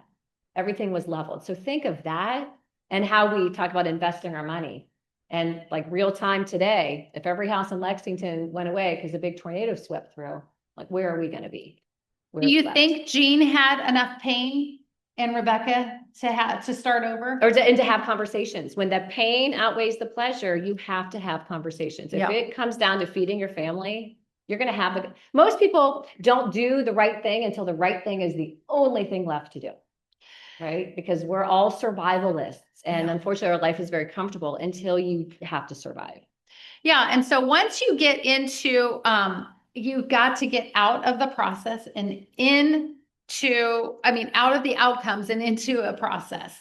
Once you get this process of how it goes, that you are working open houses, whatever your niche, whatever your niche is, like you love open houses, or you love to be a showing assistant for agents, or you love to door knock, or whatever you've got to find something to have these conversations, whether it be, I mean, can you imagine a Walmart greeter, like saying, I want to be a greeter and talk to those people, something like that, but not really a Walmart greeter, but someone who has to have conversations with a lot of people. A two-way is a conversation, not hi, how are you, or a text one way. That's not a conversation. Yeah, But- but energy and how you. Yeah. Okay, so just remember, so we need leads to generate appointments, to take enough listings or buyers, to write enough contracts, to close enough deals, to make enough money. Yep. And the models matter. So a true model, no matter who does it, it works. If we all go back to the kitchen and there's 5 identical ovens and 5 identical cake pans, and I give you a box of Duncan Hines with the exact same ingredients, if I pick 5 people out of here, your cakes are going to taste exactly the same, right? It's a model. A recipe is a model. If you follow it, it's going to work. So at Keller, we're giving you models. So just follow them, because no matter what you start with or where you're coming from, your model is going to be the same as the person next to you if you follow it step by step. So, And if you, yeah, and I was gonna Okay. say, once you get into the strategy, it may be boring. If you say, I'm gonna call 15 people a day, that's your strategy. You're gonna sit down and you're gonna write Christmas cards to all your people. You're going to do anniversary cards. You're going to get ahead. Be boring.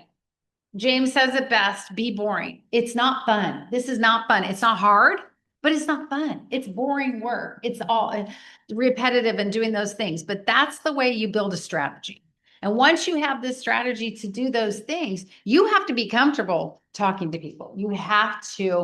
They have to know you're in real estate. How many times have you met somebody and they don't know that you're in real estate? I mean, does every time you go out to eat, does the waiter know or the waitress know that you guys are, or the server know that you're in real estate?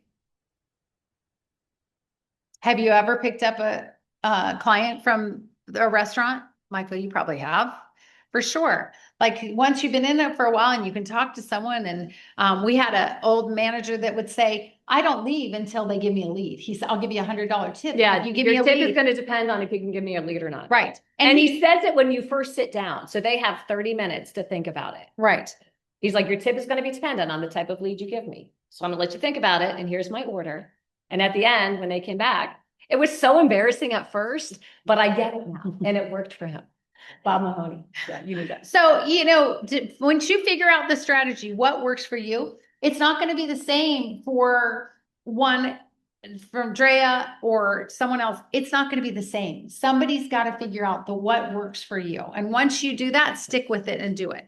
If it's not working for you after a while, don't stick with the same thing. Change it. But make sure that you've got something that you're basing you just can't get up in the morning. I said, you just can't be a pilot, get into the airplane and say, oh, I'm not touching touch that. I'm not going to touch that. How did they get there? They went to school, learned how to do the gears or whatever, the buttons and this and that. A surgeon, you don't get a surgeon that says, I'm not touching a scalpel. I don't want to do that.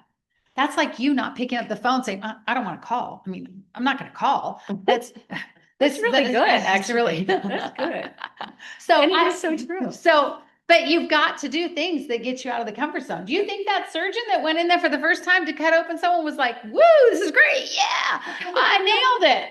No, they probably were really cautious and watching other people and practicing for a long time. And it probably is really boring now because they're doing 1,000 knee replacements. They're doing 1,000, but they become masters at it because they repeat it and they do it over and over and over. And that's something that you all have to do. And if your business is down, what does it mean? It doesn't mean that you don't need more money. You're not saying I need more money. You need more calls. You need to have more conversations. And the reason that you need more conversations is because when your business is down, you say, yeah, I need money. Well, how do you get that money? You don't go out and that's it. So it's not that hard, but sticking with that strategy, leveraging yourself in a market, to be on the top, you have got to do that one thing. Don't be scared of that phone.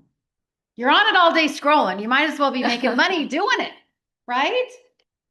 Okay. All right. Let's go over the 5 models. We'll take a little break and then we'll hop into the economic model. So that's the very first one. And it's probably the one we use the most often. So if you flip to page 3.1 And we're gonna do this, we're not gonna complete this together, but when we come back from break, we'll go over it the most. So the millionaire real estate agent says to look at your net income, how much you want to take home, and the expenses that come up along the way, to know what you need for your gross income. So it reveals how many appointments you need, what your conversion rate is of closing, et cetera. This model, economic, tells us what we need to do. So the lead gen model is exactly what Cindy's saying, is you need to generate X number of leads to know how you can turn those into buyers or sellers so that you know where your money is coming from. The budget model talks about the amount of money you're going to spend in specific areas to support the other two efforts. Organizational model is the who. It's who are you going to hire? Who are you going to partner with along the way to service all of your business? The expansion model, we're not going to touch on today. That would be if you want to expand to a different area, to a different market center, somewhere in the state or somewhere in the country. We're not going to talk about it, but it is included in your manual. So anything you want to say on that before we take a break? Okay, so if everyone could go to 3.1, we're not going to fill in this right now, but this will give you an example of it. So the millionaire real estate agent says we need to look at our net income, how much you want to take home. You add your expenses to get your gross, right? We talked about this to reveal how many units you need, your conversion rate of closings. So this is just a model to tell us what we need to do. So we talked earlier about, most realtors fail because they come into it trying to run an emotional model, right? You like HGTV, you like houses, you like people, but they don't run the economic model. Most realtors don't like numbers, but you've got people in your market center who you can, partner with who do like numbers, and you have to know your numbers to run a successful business. So the model pretty much says, if you close enough listings, you should have enough buyers. And do you want to go into the economic model, the roughness of it? Sure. So up here, you've got your things. They always say use $1 million as your GCI, just so that you get an idea. So you're going to switch it to whatever you're using. And then these are averages that go pretty much across the board. The operating expenses of 30%. And if you flip, so the next 10 pages all are going to work together. Yes. So we're going to refer to the next 10 pages as we go through it. There is on page 3.5, it's going to show you the 30, 30, 40, which we're going to talk about. So as Cindy references, a 30% fixed, 30% cost of sale, and a 40% net is what the 30, 30, 40 are. Yeah. So your average, you guys said your average commission here was, what was it, 61? What was your average commission? Is it 300,000? If we just 300, okay. So you're going to use the numbers that you have in your market center for those kind of things. So your total cost of sale, your total GCI, your average commission fee equals how many units. So then once you know your numbers of how many buyers are your sell side, your buy side, you're going to fill those in. This provides the number of appointments and units sold to meet your goals. It's straight up basics. 1 + 1 = 2. It reveals your conversion rate and identifies your areas for improvement.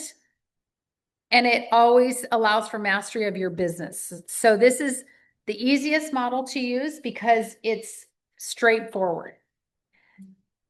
It shows you when we were talking about, when I said, take your number, know your number. I keep telling you, I keep saying, and I'm going to tell you throughout the day, put that number on the top of each page so that it gets in your head. If you say 36, I want to close 36. I want to close 24. I want to close 12. I want to put that on every page so that every time you flip you're going to see that number. It's just a psychological thing for you to put through. This model puts profit first so you can see how much you're doing, because you guys, is the biggest mistake of real estate agents. We don't put taxes in and save for taxes. So you've got to make sure that you're allotting for those things in that cost of a sale on there as well. Helps to keep your budget model in line. So this helps you know exactly. So if you say, I want to make $40,000 this year, and you're taking out the 30, 30, 40, that you're going to know kind of how you have to get there, how many houses you've got to sell. You're split with your brokerage, whatever that is, you guys have to know that. So if you need to sit down with productivity coach or whoever it is in your office that you do those numbers, like how much will it be if I give this and then when I hit cap? It's a little bit different if you're a capping agent, you know, all those kind of things. So you're just make sure that you kind of get a rough idea on that. And then it allows you to gain insight into your economic decisions before you make them.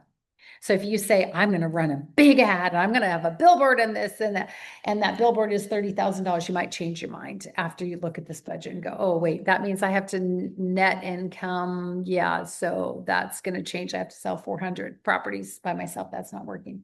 Go ahead. Can you talk about the difference between operating expenses and cost of sales, especially your? Yeah, we're going to get into that. Yep. Yeah. Really good question. All right. So it looks like a lot of math, right? A lot of numbers. Don't let that scare you away right now. We're going to get into it. We're going to be able to break it down. So Yeah. we'll just kind of push on through the math. And I think what you're saying, the numbers don't lie. Yeah. We had a team or a couple of agents that went on to mega camp years ago, and they came back with the saying, it's not magic, it's math. And I have stolen it and copied it and used that because it's the facts, right? Real estate isn't magic, it's math. If the math isn't mathing, right? That's why your numbers aren't where they are. So that we're going to help you get to the mathing part of this. Okay, so as part of the economic model, we're going to get into all of the things behind your investments to equal your outcome, right? This is in everything. This is in business and in personal life. What are you doing? What are you investing in to determine what your outcome is? So the performance part of it is your behavior, your skill level, your ability, all the resources you have, your leads, appointments, talents, meaning hires, systems, and tools. Your investments, is investing your time. How much is each appointment costing you or each sale costing you? And how much does it cost to run your business? So those are the numbers that if you don't know now, you can easily figure out, but you have to track them. Your outcome is going to be your GCI, your gross commission income, which then after we take away any splits you have, getting to your net. So we're going to help you figure out over the next couple of minutes how to get to using your performance, your investments, and your outcomes, the number. So we referenced the 30, 30, 40 a couple of times, but this is an important part to know. So one good thing to point out here is everything in this business planning clinic comes from top agents at Keller Williams, right? It's just a blueprint. We're not all there, but by taking the top layer of top agents and breaking it down, it's how they can kind of create the roadmap for all of us. So the percentages are just based on their P&Ls from numerous millionaire real estate agents at KW. So the 30, 30, 40 framework is going to look a little bit different for everyone. So your gross closed income, your GCI, when we look at your GCI, as Cindy said, we're taking out your operating expenses. We're taking out your cost of sales. So you're operating, maybe you have staff you have to pay, you have a transaction fee, office bill, anything else that you have, your dues.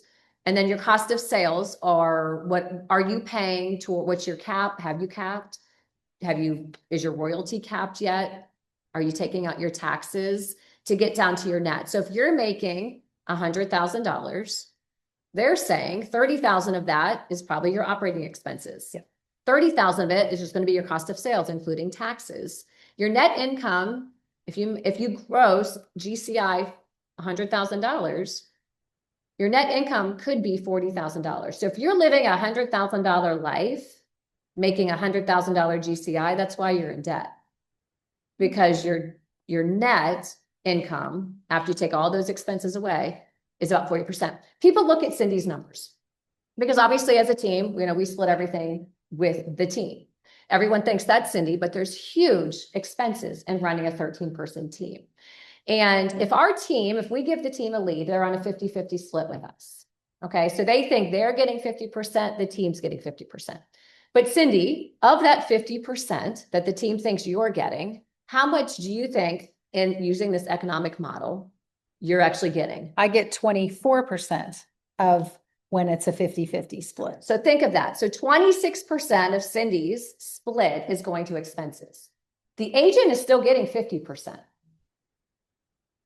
The team is getting 24% because there's a lot of expenses behind that lead. So if you are ever in a team environment, you have to understand when you bring people onto your team that they understand the 30, 30, 40, because if they don't, they're going to leave thinking that they're going to make more money on their own. But you have to understand it too and not feel bad about or guilty about offering a 50-50 on something you provide, because your cost of sales as the team lead is a lot higher than the cost of sales as a buyer's agent or someone that you're bringing in.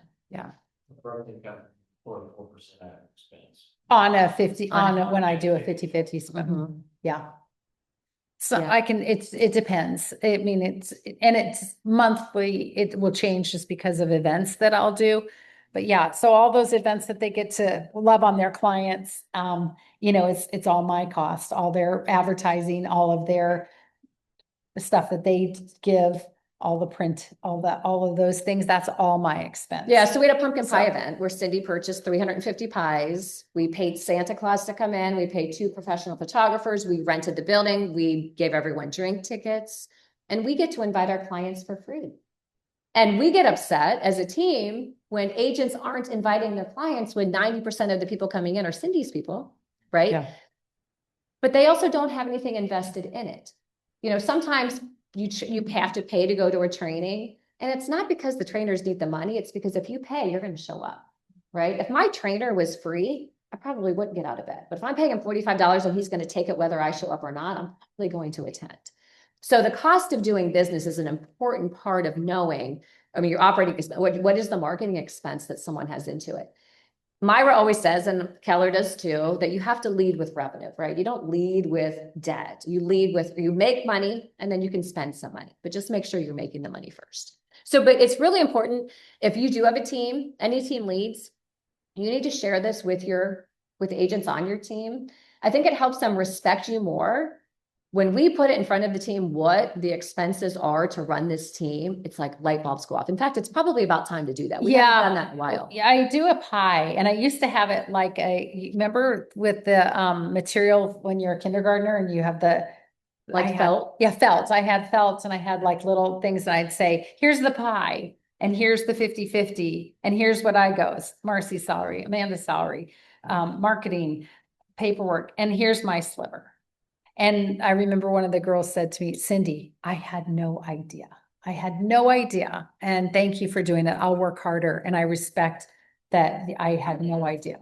So they see these big numbers, that I'm grossing well over 3 million. And then, they go, oh my gosh, I don't know, I don't know anybody that made that much money. So, but when they look at the reality now, they know that I'm not walking away with that much money. It's important to do this in your household too, Yeah. right? If your GCI is $100,000, or if you closed on a big house and your commission check is 20,000 gross, it's important for whoever you're sharing income with to understand also where your expenses go, because they can also help cut those expenses and really be realistic about what you're overspending. Don't overspend. Okay, so You don't need that team. Is that really? Well, kind of, I don't do my P&L like a live P&L with them, but I break it down to pretty linear. I mean, not, with numbers, Right. percent. Mhm. yeah. I'll do 14% goes to marketing, 12% goes to, 24% salaries. All right, so this would be another example of, it's just the cash flow. So if this is if you want $1 million net income on how much you would have to earn based on the 30, 30, 40. So a 2.4 million GCI, if you're getting 1.2 from buyers, 1.2 from sellers, your cost of sales goes down into your operating expenses in order for you to net $1 million. So if you want to net $1 million using top agents at Keller who net $1 million, their GCI has to be 2.4 million. So going back to when Cindy wins the Millionaire Real Estate Agent Award at the Ohio Valley region every year, and there's only a couple of people, everyone's like, oh, look, there's a millionaire walking across the stage, right? In order for her to earn $1 million net, she's going to have to gross, and this is just her. This is not all of us adding in. This is just her, $2.4 million. So there's a huge cost of sale. Obviously, these numbers are elevated, but it's still going to be 30, 30, 40 roughly for each of us. Remember, 10% is 10%. 30, 30, 40 is the same. If I understand you correctly, you're saying you're on buyer or this model, the buyer cost of sale is more than the listing. They are saying that on here. Yeah. Kind of interesting. I'm gonna guess it's maybe from buying leads, purchasing leads. I mean, Yeah, if you're purchasing a lot of leads that come in, because our top buyer source is Zillow. We spend a lot of money every month, so our cost of sales for a buyer is a lot higher than our sellers. Yeah, that's a great question. It's a great point. Okay, conversion rates. Do you want to talk about conversion leads and conversion? It's that inverted pyramid. Yeah, go ahead. All right. Yeah. So there's 3 drivers to the economic model. It's leads to appointments, appointments to signed agreements, and agreements to closed transactions, right? So we have to know all of these. When we talk about leads, which are people who have expressed an interest in buying or selling real estate, we have to know how many of those leads that we talk to turn into listing appointments, buyer appointments, and then those appointments, what your conversion is to go into listings taken, buyers signed, to then get down to how many buyers are sold. Does anyone know their numbers, like their conversion rate well enough to say, like, if you go on 5 listing appointments, or let's make it an even 4 listing appointments this week, how many of them you would typically convert? Does anyone know their numbers of conversions? And if anyone says 100%, they're converted, I'll take you. We can talk. Yeah. We can talk. We need some training. Come my way. Yeah, because usually it's 2 to 1. So when you're talking about the average of 2 to 1. So if you've got on a listing 2 to 1, but on a buyer's 4 to 1, which is the better odds? Yeah. So practice your listing presentation really well. Yeah. Make sure that And your buyer consultation. Yeah. And if it's harder to get a buyer and you're working with buyers because you're newer, make sure that it's perfected. Make sure you have something of value for them to bring to them, because it's harder in this market to get a buyer that's staying, and to close the deal with these buyers right now is even harder. So make sure that you've got. Yeah, if anyone was licensed prior to the buyer agreements being mandatory in the nation, right, last August, when we have to have a buyer agreement signed, that was a new muscle. We were all kind of freaking out about how we were going to get buyers to sign buyer agreements. So I don't know, does anyone have any feedback from before the buyer agreements were mandatory versus, being a year into it, how you feel about the buyer agreements? Yeah. I think a lot of us. Would you? Did it. You did it? Okay. That's interesting, because I do think different parts of the country, it was common. I'll tell you, in Northern Kentucky, no one did it. Or 2% of the agents were out there signing buyer agreements. The rest of us were just like, yeah, we'll go show you houses. What do you want to see? We don't care if you commit to us, right? So then I'll speak from our experience that our buyers agents who work strictly with buyers, we went through so much scripting and conversations about presenting, strengthening our buyer consultation. Because now a buyer, just like a listing, right? A listing has to sign with us. Well, so does a buyer now. And we didn't have the muscle that you guys had down here. But what we have found, and I'll speak from Todd Aslan's perspective, one of our top buyers agents, he loves them because it's a commitment that he's now getting from a buyer versus just running 45 minutes away to show a house and that person ghosting you and never hearing from you again. So as things change, and it takes us a while to get used to the change, we also realize the benefit, and we also saw the gap of where our buyer consultations maybe weren't strong. Agents weren't having them. Now they don't have a choice, right? And for a while, when we could listen in on calls, like with Zillow, we're coming in and we could listen into calls, we could kind of hear, how's that consultation go? We don't want our agents dropping and running because a buyer calls. Now we know that we are going to be the resource. We are going to be that buyer consultant. Yeah. Part of our scripting is, has anyone ever explained the buying process to you? Or if it's been 15 years since you purchased, let's sit down for coffee. Can I come to your house? Let's meet at Starbucks and let's talk about the buying process to get that conversion rate high. Because there is no reason that if a buyer calls me that I shouldn't be able to secure that buyer. Now, listings, I mean, even our top listing agents, we're going to lose out every once in a while for different reasons. Yeah. So going back to cost of sales, conversions, all of this is going into our economic model. Yeah. If you take where you're doing your captive at the top, make it inverted triangle on your paper, and you do a captive at the top, and then you put a circle and it goes connect. So you're captivating, you're getting them, you've got a circle to connect. Over to the right side, if you write cultivate and you're cultivating those, that leads to closure. If you try to go from captivate, if you go from captive to connect to close, it's a lot harder. If you cultivate this, this is the time when you can get other buyers to come in, that they might have their friends buy or a listing or whatever. So make sure that when you're bringing this into these lead generation and the appointments, that you're cultivating along that way these 4 out of 1 that you might convert, or the 2 out of 1. Make sure that you are really making this relationship, again, conversation with these people to do, just to make this more solidified. Make your odds better. Okay, so if you guys will go to page, I don't know what it is, 35. Yeah, is it 315? It says my business plan for the economic model. This is your actual. So we're going to click through the next couple of slides, but we want you to be filling this one out, and it's going to be individual kind of as we go so that you can get a handle of the economic model. Okay, we went through that. Oh, I guess we can start here. Okay, so on this one, we started with the net income, right? So in this example, it's $1 million. And the economic model begins with the end in mind, right? So we know kind of what we want. And in this case, we want to net $1 million, not gross. After all of our expenses, we want to net $1 million. So we're going to incorporate that lead gen model, the budget model, the organization model to get to this number. So we're going to walk through the calculations. This model, actually, this represents, I think, in the Millionaire Real Estate Agent book, a team. So keep in mind, these numbers are huge. Your number, and maybe your number is to net $1 million. Do it. But this is going to represent a team. This is not a solo agent. When we start talking about levels, I think this is level 5.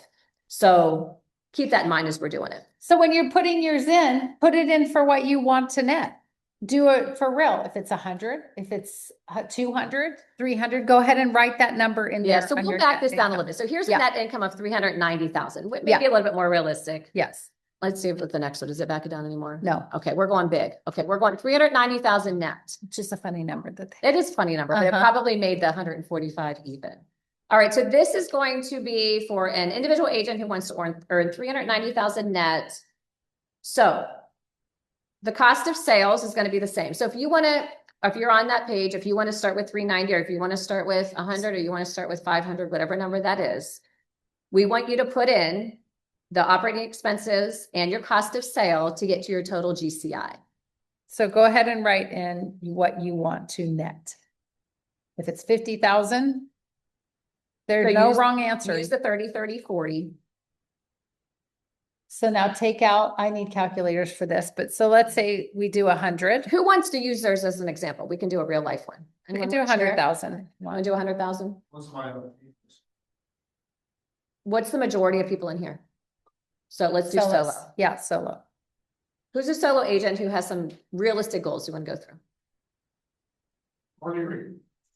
That's me. Awesome. All right, let's go. Okay, so what's your net income goal? Let's do. Okay. We've got calculators. We are too. But okay, I like that. 300. It's a price. You better watch out. Okay, so 300, what is her operating expense? If it's 300, what is her operating expense? Yeah, so write in 90,000 there. Okay, Shine and I were just talking about this. So operating expenses are what? I can't imagine spending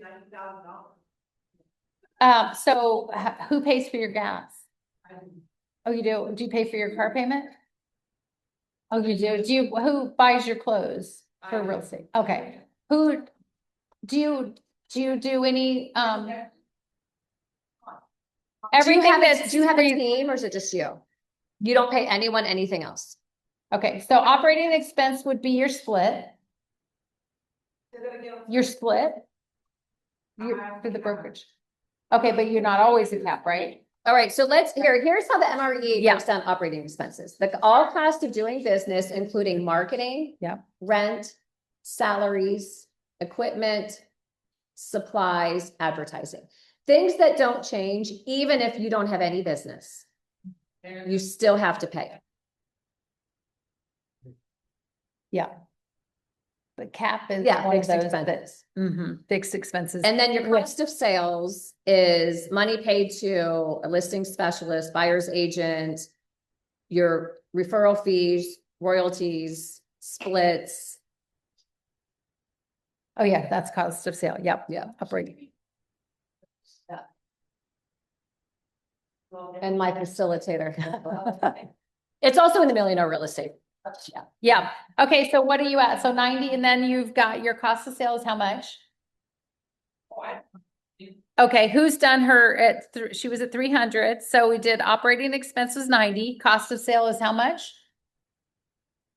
Another Okay. 90. So total GCI. Mm-hmm. And then average commission fee? What is it again? What did we say? What's your guys? average commission here?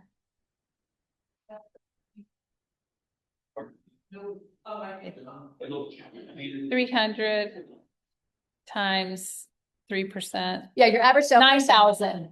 So 9,000. We'll go with, that's okay. Well, let's go with 9,000. 9,000. Let's go with 9,000. 9,000. Yeah. Yeah. Okay, 9,000. So if you divide your total GCI by 9,000, what's your average units that you need to sell? Is anyone doing the math? Equals gross, and then divided by average commission fee, and then equals how many units you have Yeah. to sell. 53. Mm-hmm. 53? Is that right? 53, that's right. So you've got to sell 53 houses. So now let's break that down. You're looking Per for, month. does that sound right? Yeah, that's right. 53 units for the year. 53 divided by how many months in a year? Well, so are you a stronger buyer's agent or a listing agent? Where's your split? Okay, so That's 4.41 if you're a stronger listing, so you can switch, so that's 4.1, so we're gonna get it 4. You're gonna have to round up because we don't sell half houses, but you're gonna do it, so you're gonna round it up to 5.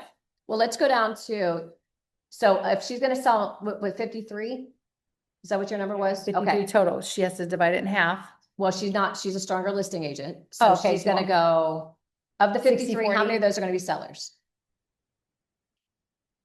Okay, Okay, so what's 60% of 53?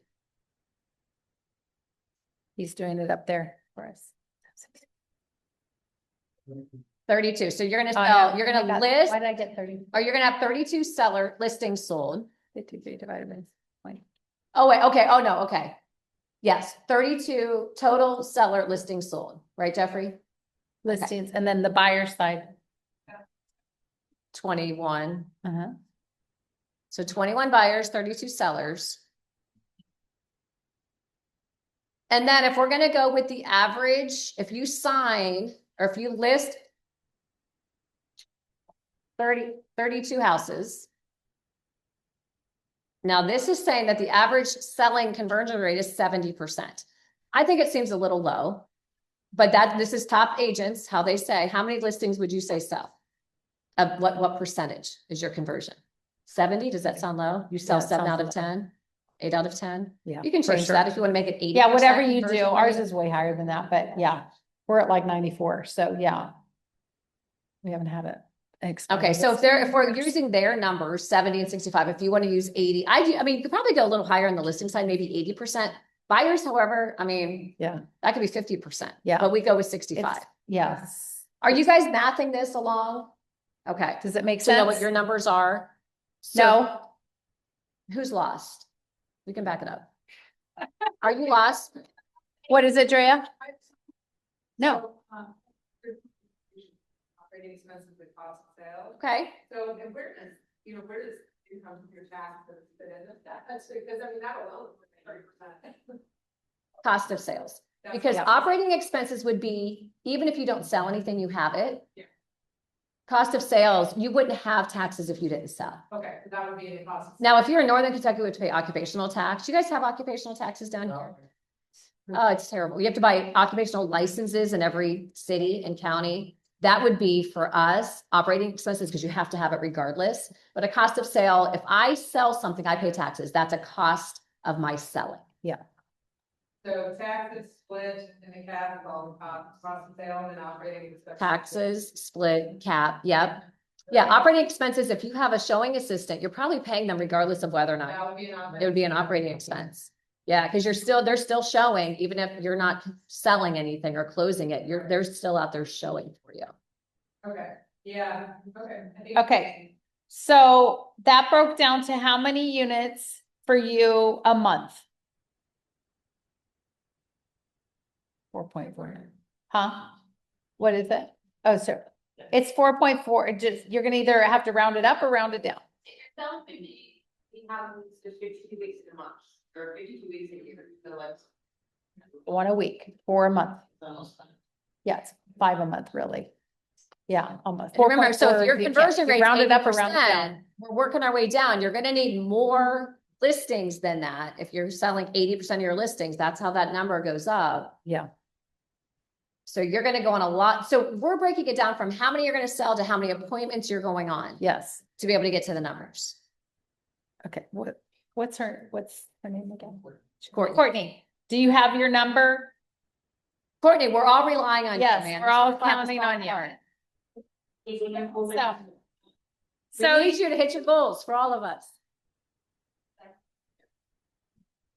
I wish we had a So whiteboard. 50, so your total units sold was how many? 53. 53 sellers. Yep. And then you broke it down to the side. So if the seller side is 1 to 2, or 2 to 1, I mean. How many appointments do you need, percentage?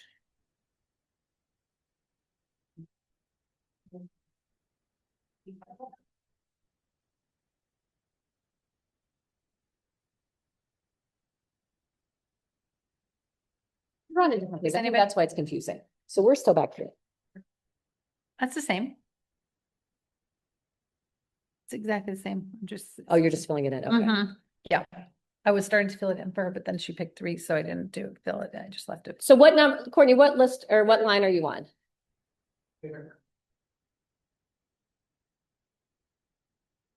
38 for south side. So, 32. And how many appointments? 38 appointments to sell 32. Wow, that's a Wow, really high that's conversion super rate. high. Yeah, Courtney, track that this year. Okay. yeah. Track that. Because if your conversion, if the number in your head is higher than the reality, that's where that frustration or the disappointment is going to come in. Track that. Okay. Listing appointments on, listings taken. I mean, one of the seller might change their mind. They might, cancel and go with another listing agent. It might expire. Let it expire. Yeah. Okay. So we're going to do the same thing on the buyer side. So the most important takeaway on this, know your net or dream about your net, take out your expenses. And I agree, for those of us who aren't running large teams, 30% might be high. That's okay. I'd rather plan for high and be surprised at the end of the year. So if we're just going by top agents, and this is where foundationally Keller has said 30, 30, 40. I know I want to fight the system all the time. Go with the model. 30, 30, 40 to get down to your GCI, to then take away know what your average commission is to your units. Be realistic on, am I a stronger buyer's agent or a stronger listing agent? If you get referrals, like I don't take listings on our team. If I have a listing referral, I give it to Cindy. So I get a percentage from that. So my numbers would be a little different. I would be pretty much working on just my buy side. That's where my money's going to come from. My referrals will just be a little bit on top. Okay, so if you break it down, and in this example, we'll just go with it. So on this example, for the seller's side, they need 104 appointments needed, which is 9 a month or 3 a week. So when you get it down, could you break yours down? So how many buyer or seller appointments?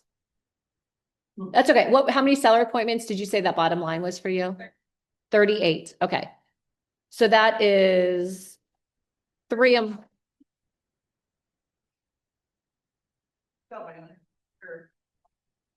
And how many of those were you converting? Okay. I mean, those numbers are really, really high. And when was that? Okay. Okay, so COVID, Yeah. a little different, yeah, yeah. But I mean, I think it's a great framework to work around and it gives you the confidence to know you can do it. Because in this example, they have to go on 9 a month or 3 a week. We brought a new listing agent onto the team, came from another brokerage, and we had to kind of guess how many listings by the end of the year could this person go on. And it sounds like a big number, but it sounds like an even bigger number when we break it down by the week. If I say to her, she needs to go on 3 listing appointments a week, it's not just she needs to be in someone's house 3 times a week. It's a lot of phone calls. It's a lot of 2-way conversations to find the need in a seller to get into the house. Yeah. Well, and not, or No, you're good. the math is confusing for you all. This tool is already been built for you to do, but you can do all of this in command. And Yeah. do the math. It does. Yeah. I was just, thank you for saying that because it all, remember when I said go in there and you can do these and the numbers come up for you and you're like, oh, so yes, don't panic. Go on there and look at it. So you're not figuring that out. And the numbers don't lie. So you can go in there and it'll look and it will say, you need 38 appointments. You probably need 47 appointments, but yeah. Yeah. Yeah, I Yeah, think they're not- it's automated, I think, Jeffrey, isn't it, in there? Yeah, and you just spit it all out. Yeah.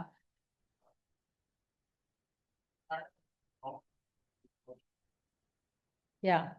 And I would suggest that everyone just use these for a while. And then if it's better, you'll be happy, but it's not fun to be pleasantly disappointed. There's no such thing as pleasantly. Yeah, I mean, disappointed. leverage the technology, know where it comes from. Yeah. And I think if anything, this just puts into perspective that cost of sales and your operating costs that we don't think about. So if anything, if it becomes front of mind to think because you just got a $10,000 check, you need to hold some back. You need to prepare for something, or you're going to end up like Jean did with nothing because you think the next paycheck, the worst habit we have as realtors is thinking our next paycheck is going to be as good as our last paycheck. And when you come into December, January, and February, it's a cold winter here in Kentucky in real estate. If you haven't done the work in September and October and November leading up to it. And if let's say Courtney's numbers, she said it only needs to go on 3 appointments, but if you start your year backwards, right now you need to start stockpiling listings and appointments. Go on talk to as many people as you can because if you come into January thinking you're going to get January, when do they close? If it's 30-day for closing, when do they close?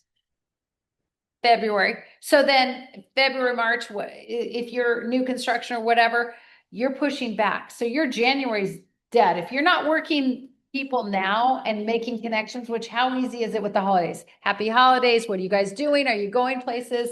What do you think? How are the kids? What are they doing? Hey, do you have plans? Hey, did you know? Hey, I've got a question to ask you. I need your help. I'm looking for buyers, sellers, or anything. Who do you know that might be willing? Don't ask for their business. Ask for them to ask for others. Ask that. Right now is the perfect time. I'm trying to set up my family for Christmas. Who do you know that I can help change their lives? Who needs assistance? And January will be dry if you're not making these phone calls now. So if it's painful to pick up that phone now, it's going to be really painful when that bill comes in January and you don't have money. January, February, blanket those, start stockpiling calls, appointments, whatever. Just make that your busiest time of the year because it's hard to catch up when January now is the months are 11. And let's face it, December comes around, so we take off 2 months. So now what are we down to? We're down to 53 appointments in 10 months. So do you understand that this is like a revolving? I always looked at it in my mind as a wheel with spokes. And if one of those spokes is gone, I need to fill it again. So don't let that tire become, you're riding it and your bike is going like this because you have no spokes left. You've got to have a constant amount of spokes on there all the time. And that is by filling your pipeline, filling those. Yeah. Based on whatever our numbers are, how would we decide on how many calls a week, a day? Yeah, so if the conversion rate is 1 to 4 now, and you need a two-way conversation, what are other ways besides conversations that you can get this 4 to get 1 appointment? 5 is really what, right now, no one's answering. You probably need 5 contacts to get 1 because of the time of year it is. So 5 contacts to get 1 appointment, and you need 5 by the end of the year. How many appointments, how many calls do you need to make? To get 1, 25. Yeah, so 25 phone calls for 1 lead. That And is a y'all great think it question. might be one phone call. What are the other ways that you can connect with people? Social media. Mhm. And if it's a text, is just sending them a text or just getting on Facebook and liking their posts, is that considered a conversation or contact? Yeah. And if it is just a does that send a message to them that they're special, or that you're thinking about them? What's another way on social media you can contact them? DM them. What's another way when you see their birthday to not just write happy birthday? What's another way? Video text. Video text, birthday card, calling, whatever it is, but just say, I saw on Facebook, I sing to all my people. I mean, I'm, just sing that really quick thing and just said, saw you on Facebook, heard that it's your birthday. Happy birthday. So happy. Hope you have a great year. Just something little extra. Yeah. Cindy and I are November birthdays, and I always forget how special you feel on your birthday when people reach out, and not Facebook likes. Yeah. It's your As birthday? they speak. Oh, Calling people, there's this way you call people, and it goes straight to their voicemail and leave the person. slide dial. And Slide out. he does it I did my mortgage with him years ago, and he does it every year. So you just slide right into their voicemails. Set them all up Yep. a year in advance. Yeah. You are. Yeah. People feel special. I mean, I'm 54 years old and I like a special message. And I have to remember that other people do too. We all want to feel special. Home anniversary, birthday, Mother's Day, Father's Day, Labor Day. birth of a baby, death of a dog, like whatever it is. Like Yeah. people just need the touches. And we're going to get the next model is the lead gen model. So we're going to get into those numbers more. What's that? You have to get consistent around those things. Yeah. Other people don't think about birthdays, it's something you consistent fast, but. Yeah. If it's reoccurring, you can go assist. Yeah. Yeah. Yeah. How many of you have a thing that when they get, and the new agents right away, when you are going on an appointment, a buyer's consult, who does buyer's consults in here? Excellent. So on your buyer's consult, do you ask for their birthdays? Do you have a special sheet that asks like, what kind of coffee do they drink? What kind of, if they were red wine, white wine, what's their favorite restaurant? All of those kind of things. What's their favorite color? All of those things, just make out a questionnaire so that when you hand that to them, ours is in our dot loop for them. So they send it, so they prefer Bigsby's over Dunkin', they prefer Dunkin' over Starbucks, whatever. We've got that. How special is a $5 gift card on their birthday?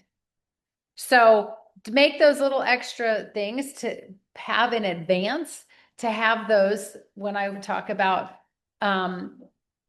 cultivating relationships, that's right at the beginning when you're doing that buyer's presentation. And you can say, hey, fill this out for me. I'd love to have this. It's just something special. They ask us why we ask for their birthdays. I say, you don't have to put the year. We just do that because we send you something special. And they're like, oh, okay. So then they'll put it. But otherwise, they ask every time. So just put something extra on it to cultivate these relationships. You're starting off with cold buyers. And the buyers, the more they trust you, the less likely it's going to fall through if they trust that it's going to happen. So make sure that you've cultivated that before you even get to that close to the inspections especially. Okay. Love it. Any other action ahas from this section? Yeah. Working a few months ago, long-term job. When meetings, where instead of the text stop everything, but I stayed in contact with them and like, sorry, you know, be trying to do, what can I do for you to help you, yeah. But having even started showing them one house and they've already referred me in fine. Oh, And, Yeah. And then they got it all back, we're gonna start again, but this is like that, staying in contact, was really worried about their well-being Yeah. because of the job loss. From somebody else, and I've never really done that. That's a Yeah. great story. And Yeah. it is just that compassion, right? Things happen. Circumstances change. Yeah. so, Never so give up. if you feel comfortable with your numbers on here, who feels comfortable in knowing how much they want to earn? Who feels comfortable with the work that they have to do to get there? Everybody feels comfortable making the phone calls and doing what they have to do. Good. See, it's not the new ones are going, and the ones that are students are like, yeah, okay. Yeah, so make sure that you're setting realistic goals to that, but just remember that it does not come without those conversations. Yep. And we're going to tell you how to do them now or help encourage you on creating the model. Okay. Start. Let's see. So what is the best way to get business? Just gonna say it. What is it? Ask for it. And how do you do that? Yes. Is there anything that I kind of want you guys to take out of a whole day of thing, a 4-syllable word? Can you figure it out? That's really what bottom line. Yeah. So that's a good thing to have. Does anybody belong to this church? Jeffrey does. Does Jeffrey, everyone knows you're in real estate that works here or live? A lot of them. Good. Yeah. Sign up that. A lot. How Have many you ever other thought, how many other realtors are here? is there? Does everyone know that they're in real estate? Does anyone do anything special for them? Like, okay. Yeah.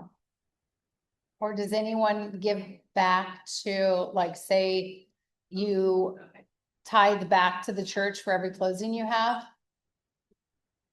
For every closing, we give either $500 to your favorite charity or back to the church. They want something like that. $250, whatever, $100 for every sale I have comes back to the church. Yeah, something like that. Okay, ready? All right, let's Take get it into away. our lead gen model, which when we talk about how am I going to figure out how many conversations I need to have, that's what we're going to help you try to figure out now. So if you look at this pyramid, it talks about prospecting and marketing. So if you think about prospecting is your time, okay? Marketing is the money. Prospecting is the legwork. What do you need to do? And marketing is the money based. Where am I going to spend? Gary Keller says that in a shifting market, you go to prospecting focused, marketing enhanced. Okay, which means we're not going to spend as much money now, but we have to have more conversations, which is Cindy's word of the day, conversations. You make money in closings, but you get rich in the follow-up. So Anna, what is that stat in real estate of how many people remember their realtor, or they would use the realtor again if they remembered who they were? What is that stat? 84%. Forget the realtor. Yeah. And if you think, if it was a good transaction, right, shame on us if we don't have that same follow-up with them. So in the lead gen model, we're going to capture the contact information of persons who have shown interest in the services that we offer, which remember, everybody needs our services, right? Everybody at one point or another will need our services or will know someone who needs our services. So our market is everybody. Yeah. We're not just looking for people who want to buy a blue car or want to buy a sports car, want to buy a Lexus. We're looking for everybody in real estate. So keep that in mind. It's everybody that you talk to. It's everybody at this church. There's only two things that people need to live, and that's food and shelter. Every person on the planet needs those two things. So if you look at it that way, you've got an oyster, right? You know, everyone's at a different price point. Everyone is, you know, catered to everyone, but everyone's going to need a place to live. And if you start off doing property management or helping with rentals, rentals turn into a fantastic business. I was just with Wendy Harrelson, and she sold her first year in real estate, didn't do anything with real estate, and started off working with this property manager where she met getting in the grocery store, getting the book that you pick apartment out of, and called her, and she said, you should come work with me. And she's like, I'm a realtor. And she's like, what? What's that? And she went 700 sales in 2 years, 700 houses sold in 2 years, less than 2 years. It was like 18 months. And they were all people who went under contract with her with buying apartments, 700. She now owns 4 market centers. She was the first person to pay $1 million for a market center ever. And she started doing with apartments. So don't think there's not a market doing that too. Everybody who rents will eventually buy. So just remember that. Yeah. So lead generation and the database are your business. That is my business. It is Cindy's business. It's the only way we stay in business is by having the lead gen and the models. So prospecting is going to be pretty easy to track. You're going to know pretty quickly if you're getting a response by someone when you're prospecting. So when you begin with this, it's skill-based, training-based, leverage-based in terms of talents, and everything can be improved. So when Cindy says, and I love that example, I do have a surgeon who's like, oh, I don't want to stab you with my scalpel. Or a realtor who says, no, I don't want to talk to people. I don't want to make phone calls. I was talking to someone on break and saying, you know, you need to figure out what your gifts are. If you don't want to talk to people, you might want to reconsider this business. Because it is what it is. It is what's expected. Oh, look at that. Better than Starbucks. Yeah. Special delivery. What'd you say? Add to the rest. Adding to the rescue. We love her. All right. So we're going to use marketing to enhance our prospecting. For example, here's an instance that they gave. When you offer coupons or discounts, and then you follow up with a personal phone call or an email, or vice versa. You call, text, or email with an offer, and when they respond, you send a marketing piece. You can adjust it based on what you're offering and what the feedback is. What is something that you could offer for free in this market? Yep. Now, does the public know what that means? We know what it means, right? So what are you offering to someone? Because we always have to remember our Home value. Home value. What else Yeah. could you call it? Yep. Mhm. Yep. Good.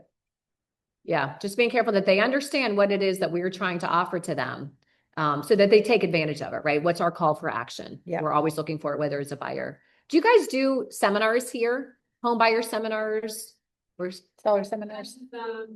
Pretty consistent for a while, and it's not getting good traction. Yeah. I think it's really valuable for people who don't know what they don't know. Who does seller? seller seminars, people who haven't sold a house in a while and coming back in. I mean, our affiliates aren't in the room, but I'm getting someone to sponsor that with you, having a lender in person with you on a buyer seminar to help you market it, to get the word out. And if you have 5 people show up, you still have 5 people that show up.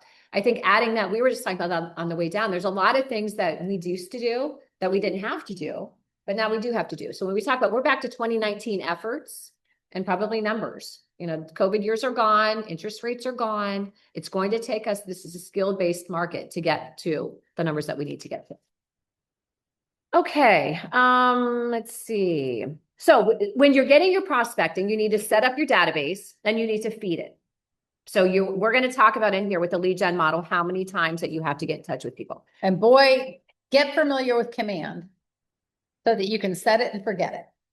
But get familiar when you're talking about this. All right. So remember the do not call list. Remember the Telephone Consumer Protection Act still are in play. All right. So did I just skip? No, we're on lead gen activities. I know. I'm trying to find it on this slide. Oh. No, they don't. Let me see if this is on. No. Okay. Let's go back. All right. So go to your page 4.7, which we don't have a slide for, but we'll talk about it. Okay. So when we talk about prospecting, marketing, or both, the Millionaire Real Estate Agent book will tell you that we have 2 jobs in real estate. It's lead gen and it's getting listings. You could also say buyers, but in theirs, we're going to say getting listings. So we've completed the economic model. So you pretty much know, if we'll use Courtney's example, how many listings that she's going to have to go on, how many we're going to have to go on every single week. But how are you going to get those appointments? How are you going to generate enough leads to get those people to sit down even for one appointment? And that's what this lead gen model is going to address. So the lead gen model, if you looked at 4.7, it's just an ever evolving list of ideas of ways you can get leads. So, I mean, I don't know, take a look at this. Does anyone have any that you've had success with using maybe any of these prospecting ideas or any of the marketing ideas that actually you've used and they've worked for you? Or go through, actually, let's start here. Go through these lists, circle something that has worked for you. Yeah. If you've done any of these, circle the ones that you've done and have they worked for you? Then when you circle those, and you can rate them on, if there's 5, rate which worked the best for you. Which worked the second best and what worked the third best. So if it's door-to-door conversing or meals or teach and speak, opportunities, booths and kiosks, walk-ins, open houses, whatever it is. If open house is your number one source, you're going to double down on it. If that's your only source, you're going to triple down on it. Yep. So you need to start making phone calls to agents. You need to make yourself available. It doesn't matter if they're in your office, not office. It doesn't matter. Call them and say, hey, I'm looking for open houses. Does anybody need someone to sit in open house? And when I say sit in open house, I don't mean just sit in open house, do an open house.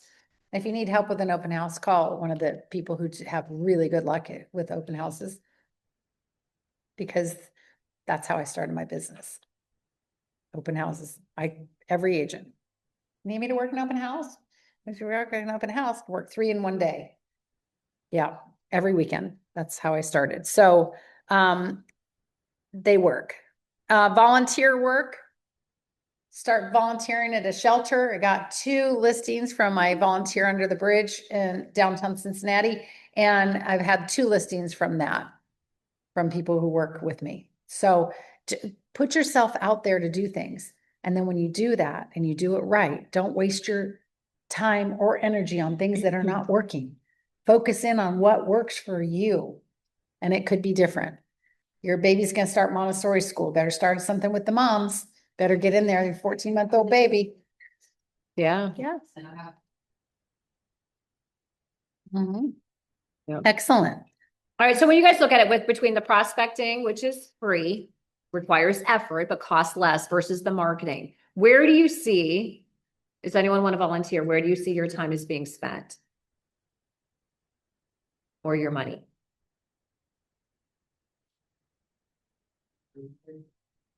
I'm sorry? Yeah. So when you look at the list, thank you for asking. When you look at the list of what you've circled of things that you've done or that you want to do, where do you see your focus has been? Okay. So expireds, are you calling them? So you buy a list and then you make the phone calls. And how's that converting for you? Most of your listings? Yeah. So, okay. Good. So that's working for you. So now you need to double down. Take that and double it. Tim Heil was like my ultimate hero when I first started with Keller. You know, it's Tim. He's in Houston and he graduated college and said, I don't know what I'm going to do. He's living in the basement of his parents and was like, man, I got to do something. Maybe I'll get my real estate license. Graduated, started making phone calls and expireds. And he wouldn't stop until he hit 100 a day. 100 expireds a day. Now that's kind of hard in this market, but you hit, if your market is 10, you're looking for 10 and you're calling them. And he wouldn't just call them once. These people would go, oh my gosh. And he would call them and he was known as the expired man. He built his entire business on that. Pretty soon he was at 100%. He got every single expired out there. And he's, one of the $1 billion realtors right now. But there's, when you're good at that and you have success rate with that, he was known as the expired man. They all knew that he was coming in second for the listings. So, figure out your niche. Yeah. Okay. So when you're looking at how you're doing business, and that's whether it's prospecting or marketing, that is going to come down to your sources. And in the Millionaire Real Estate Agent, KW research has shown that 82% of top agents' business comes from 4 sources. And the 4 sources are going to be different for everyone. We know what our 4 sources are for our team, and you guys are going to know, hopefully by the end of this, what your 4 sources are. If you don't know, if you're not tracking every lead, and we have one agent who keeps it in his phone. When a buyer calls him, he puts in his phone, referred from Cindy or came in from Zillow. So he can track every single, because when something goes pending, we need to know from each agent, what's the source. So we track for our team what the sources are, but individually, you should have a tracking system that you know what are your sources, where are they coming from? If you have a lot of people who refer you business, you should be inviting those people to some VIP parties, right? So this is the rule of 4. 82% come from 4 sources or less. And it looks, your number 1 source for our team, if we add it up every year, our goal is to the number 1 source to be from our sphere. People that we know that the team didn't know before we brought them in. And if we add up our team this year, our number 1 source is sphere for our team. Does anyone know their lead sources, their top 1? What's yours? So past client referrals, okay, or past clients. Yeah. Oh, wow. Wow. So you guys should have some really special past client events, Yeah. right? To stay in front of them. Yeah, awesome. Who else has a lead source? They're really good at it. Yeah. What? Is really. Really? And I love them, I'm better in person. Yeah. It's charming in person. Yeah, it is. I mean, I feel that from you just being here. I do. I can't. I a lot of stuff online and that has been, like, I literally got 4 last week. It's been huge for me. So Yeah. where are the other, how are you connecting with agents? James Shaw. Online groups. Yeah, Okay. James Shaw, and James yeah, Shaw. he's fantastic to do. Oh, I got, Nice. yeah. So there's your top 2. Yeah. Who likes to get agent referrals at 25% minimum? Free money. One of our agents has $63,000 this year from agent to agent referrals. So it's a lead source. It definitely is a lead source. So pamper your agents outside of your own brokerage. Yeah. I think they have JW agents refer to me because I'm JW, but also because I have a CRS. So that's something to keep in mind. The accreditations. Designations. That's a great point. That's your Myrna. Sorry, you know that. Certified risk specialist. Thank you. It's interesting how the accreditations used to be so big, and I don't feel like, I mean, at least from our local board or even from NAR, you don't hear them advertising As much. the courses as much. Yeah. Yeah, veterans. We had one of our agents on our team get her veterans. In my divorce. Yeah, Cindy is with, she went through, gosh, it was a lot of CDRE. schooling. Yeah. Yeah, to be a certified divorce real estate agent. Yeah. To work with attorneys to refer business for a neutral party, to have to work with the courts. Yeah. It's a good one. Anyone else? Top lead sources? Do you know what they are? So oh, go ahead. I partner with Veterans United, but like pay at closing resources are invaluable in the real estate business, because a lot of times you'll pay for stuff like Zillow leads and whatever, things back on. There's like no vetting, there's no information about the lead. It's very much just like, hope you can catch them, and like having that back-end support has been a huge game changer for my business. It's probably like half of my closings. Nice. Yeah. Well, when that makes sense, because you're paying upfront fee, when it makes sense is when you repeat them and you repeat them again. And then that Veterans United person refers another person to you. And those are how you take advantage of the things, which is our Zillow. Yeah. Our Zillow is not just our Zillow. It'll be 5 and 6 connections from Zillow to another buyer. Yep. And then them selling again. So we count those in our numbers. The question with Zillow is like, I'm entering into a potential class action lawsuit, and Wow. I'm curious about agents, like either running like a massive team, or like it has a big investment in Zillow, what you think about that? Yeah, it's, as of now, it's unknown, but it's not just one, it's a lot. Yeah. Yeah, I wish I could tell you. I have no idea. I think one thing we do know is that we don't run scared from it. If we Yeah. have to pivot and shift, we will. Years ago when Zillow, what was the big thing with Zillow? Oh, pay click or something. Oh, no, they were taking over with lenders. Lenders, And then, yeah. listings, that's right. And how did that work? Yeah, Yeah. that was And like. so a when people bust. get out, it just helps us with our market share. But Yeah. I mean, I think that's a great question because we have to be prepared to pivot and shift if Yeah. we need to, if for some reason something happens. Yeah. But yeah, the Veterans United where you pay on the back end, we have agents who, when they were slow, tapped into it and paid their 35%, and staying in the business is helpful sometimes too. Yeah. Your why should keep you doing those things that are fun for you. Your big why should fund it. And the more concentrated you get on what your why is, the more you can narrow down your business to do that in perfection and to just be really hyper focused on what you are the best at. And then you're not wasting your money by, buying a Zillow lead here and doing, an open house here and maybe doing, investing with, a company that does marketing for you or whatever, but pinpoint it down, make it really boring and really simple. Yeah. Okay, so if we look at the cup, which is on page 4.11, and it looks at your database, it's the container that's going to hold all the contact information for everyone in your database. So basically, if you don't lead generate, you're not in business, right? You can say you have a real estate license, but you're really not working in the business if you aren't generating. So we're going to go either prospect-based or marketing-based. Prospecting is that one-to-one approach because it's be a low cost, it's high effort on our part. Remember, marketing is a lower effort, higher cost, and could be just an auto-generated. Once you get people into your database, you need a database that auto generates contacts as well, because we have to catch them and we have to feed it. We have to feed these leads until they turn into a prospect or a contact that we're having a two-way conversation information. So we're going to start with the database, which is the lead capture. Once they come in, so the 19 to connect. So what that means is you need 19 times within a course of a year to connect with the people who are considered leads. So that's more than once a month, not quite twice a month, but more than once a month. The 19 times to connect is until someone gives you information that, yes, I want to buy, or stop contacting me. We're just going to connect with them 19 times a year. When they drop down into contacts, meaning we've had a two-way conversation, they're motivated.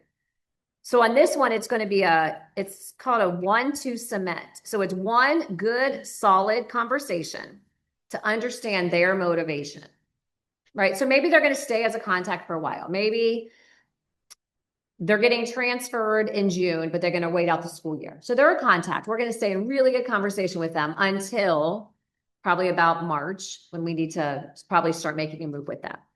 And then the nurtures are 36 times throughout the year. So once someone has closed, I have a contact, I close them, I'm going to nurture them 36 times a year. So it could be a phone call, could be a text, it could be an invitation to a client event, could be a happy anniversary card, it could be an automated.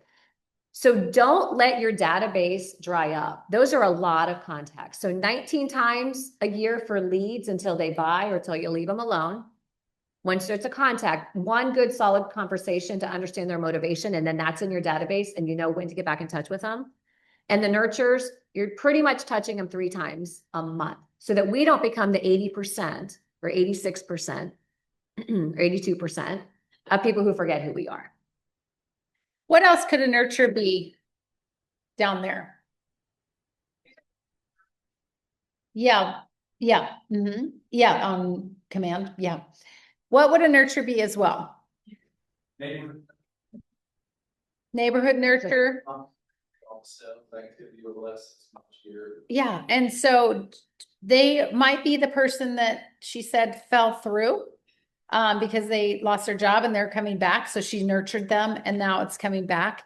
It might be someone who said, I'm going to do this in 2 years. It might be somebody who already bought and sold, but you were nurturing them because they're in your database, right? So there's different kinds of nurtures as well, just touching base.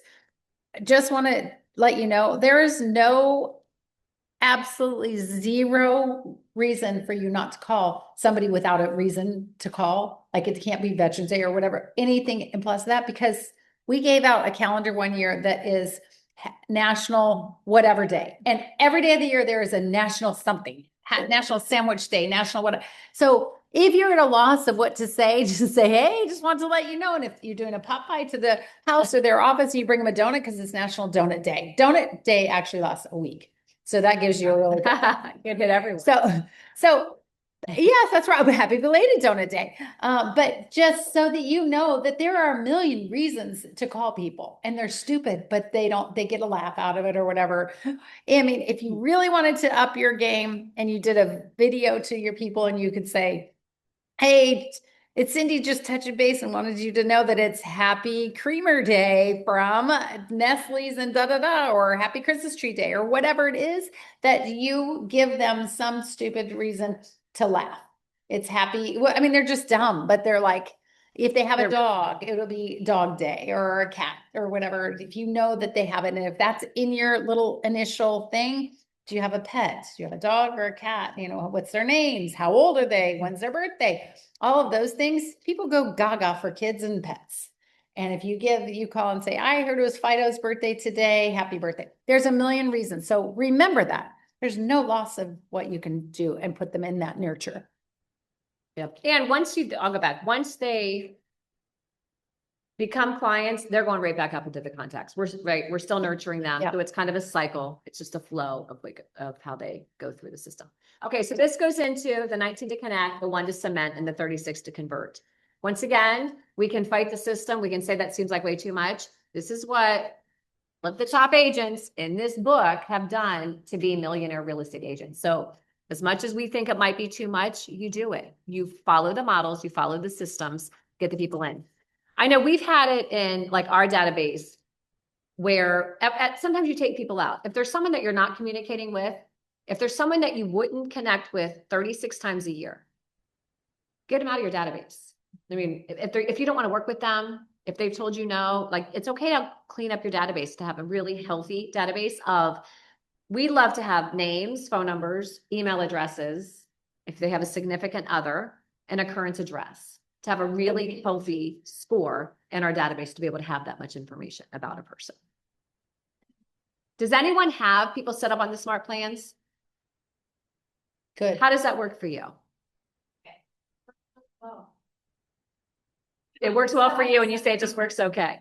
Yeah. You set up her smart plans? no, Oh, you're a setup. So you get them. Yeah. So you know, Yeah. yeah. So as a customer, as a client, you were set up on your smart plans, or just to see how it works? yes. Okay. Yeah. So that's a good thing. That's So great. why do you say it just works okay? Okay. How long have you been doing it? And Kelly, January. Okay. So you're Good. it's not that you might get something from it. It's you're keeping them front of Yep. mind, Yep. right? So so that you're not that phone call that you're calling to follow up because you haven't followed up in a year and they say, oh my gosh, I totally forgot to call you. We just went to new construction and bought. And it's going to happen. And it does. And Yeah. it's painful. And it's so much better to have them just go like, hey, wait, we got that. Turn your, what is it? Change your light bulbs or whatever, change your clock or move forward from, maybe we should call her something. Yeah. But make sure that you're not a secret agent, that they know that you're doing it. And that's a fantastic free way to get your name out there. Command does a really good job of kind of that automation and nurturing. One of the things I've run into with my like own sphere of influence and CRM is I am a very personal person, so I have a really wide network of connection with people, but not all those people in my CRM have like an email address attached, and that's pretty much the baseline of how the follow-ups work. Mhm. Yeah. So I'm curious from your all's experience, what's the kind of conversation or touch point you have with somebody who's maybe not an active or hot prospect, but is in your sphere of influence? You're like, hey, can I provide you some of this information, or It's a great question. in your life to actually get them in that kind of smart play model? I think you just answered your question. Yeah, you did. Right? Just have that conversation like, hey, curious or not and stuff like that. I think it's just getting over the, you know, initial objections in our own mind of like, hey, I'm bugging somebody or whatever else. Yeah, It's so really not, you're trying to provide value. If they don't want it, they don't want it. what's your first name? Scott. Hey, Scott, it's Cindy Shetterly. How are you? Good. I haven't seen you in a while out, but I looked for you in the gym the other day and I didn't see you. Are you doing okay? You know what? I'm just getting ready to update my my database and I don't have your email and I was just wondering if you could give that to me. Are you offended when I say that? No. Do you think I'm pushy when I say that? No. No. Do you think you're friends? Because I know you. Yeah. Like I'm your friend, right? You I have said your I'm the phone number. sphere. I have your phone number. I just don't have an email. Yeah. Hey, periodically we send out birthday cards or we send out deals and I have events and stuff. Would you mind if I got your email? Yeah.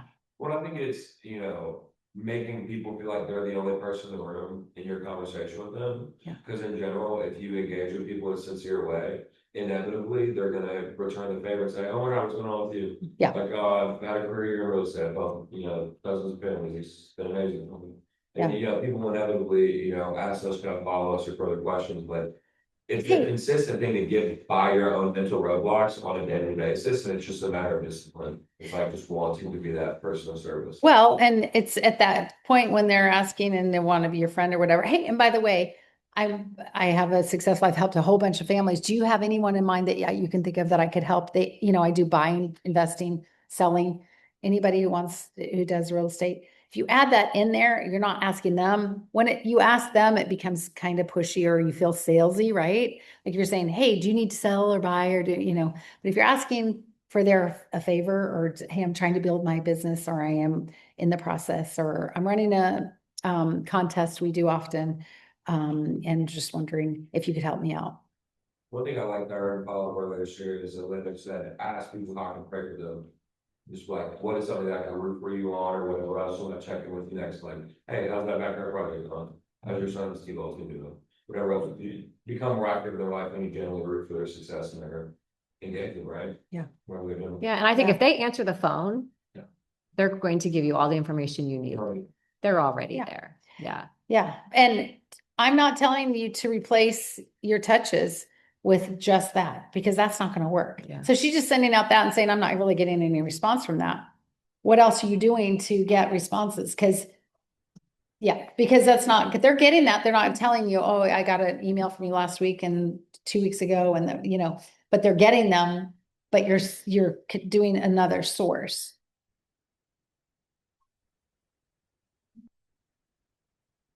But I don't have to, or I don't have a date. Exactly. Good. Yeah. Okay. So yeah, saturate. You can't over communicate until they tell you to stop and then we'll stop with them.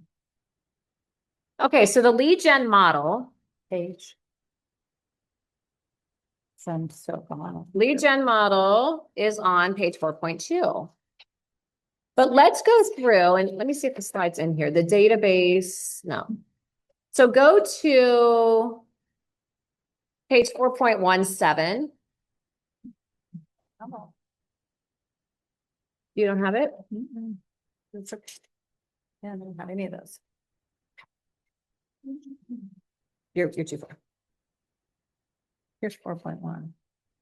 Sure. Oh, 4.17. Yeah, so it's going to have with 500 contacts in your database who receive 36 touches a year.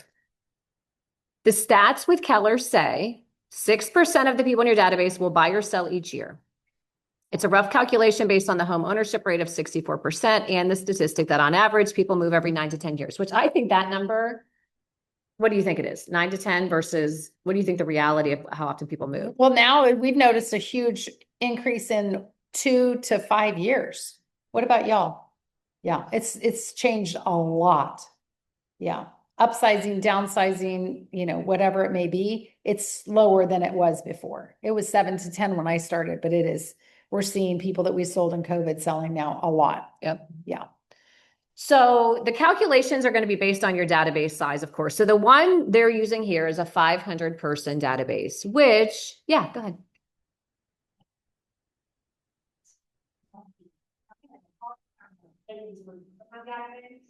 For instance, like the family we're paying, now look towards. Yeah, we just talked about that. So I wish Tyler was here. Good question. Yeah, Tyler, I think he left. Didn't he leave? Okay. Well, Tyler, really good friends and gave us this example today. And his friend bought with us and they love her, Venus, my other listing agent. They love her and they bought, but he decided to call to not make it awkward anyway. So he called and he said, I know you love Venus. I know you love the Cindy Shetterly team. Tell me some of the things you love about them. So he said, blah, blah, blah. And he's like, I got all your secret sauce and this and that. We don't really care. But so, and then he said, you know, if you run across anybody who you don't think Venus would be compatible with, would you mind thinking of me? Could I be your second man? And I thought that was brilliant because she's high eye like me. And not everybody loves high eye people. You know, if he's friends with the engineer and the engineer's like, yeah, women drive me crazy and I only want a guy, or what, you know, guys drive me crazy and I only want, there's certain people that have their type that they want. I mean, we had an agent that was with our company who she's this all the time. She never breaks a smile. She was extremely successful. And she was, in my words, she was just the worst person to be around. Like I was on panels with her and she'd be like, and just tell them that it's the market, you know, I'd be like, and she was really successful. Her people were not my people. So there's somebody for everyone. And so by him asking that question, I thought was just really brave and really a great question to say. If there's someone that you think wouldn't be a good fit, or can I, if it's not for her, could I be your second person in line? And the guy said, oh yeah, absolutely. Now, whether he'll do it or not, we don't know. But you know, I'm not offended that he did that because we're going to do the same thing. Because it just happened to me that one of my really good clients who buys and sells a lot, brother is now in real estate and brother-in-law. And she wanted to use me, but it's her brother-in-law, and so she couldn't. So she, you know, but now I feel really confident after what Tyler, what Tyler said was to say, hey, Christy, I know that BJ is, you know, you guys' realtor, and I would never take that away, and it's family. I totally get it. If there's anyone that you think BJ wouldn't get along with or might not fit the criteria, could I be your second person that you think of? Yeah. Yeah. And keep them in the database. Don't take them out. Yeah. Yeah. And what we had talked about with Tyler is it takes away the ego. It's the elephant in the room. Yeah. And the reason he called that person is because we had call nights at our market center and he started with A, and that person happened to be an A, and he knew that they had bought and sold with our team. So I like kudos and props to him for making that phone call. Now he'll run into him at church and there will be nothing awkward between them. Yeah. I always think if you put yourself in the opposite role, I'm sure that person felt a little guilt, right? Because Tyler's a great guy. Yeah. But yet he loves Venus and she's a great woman. So, okay.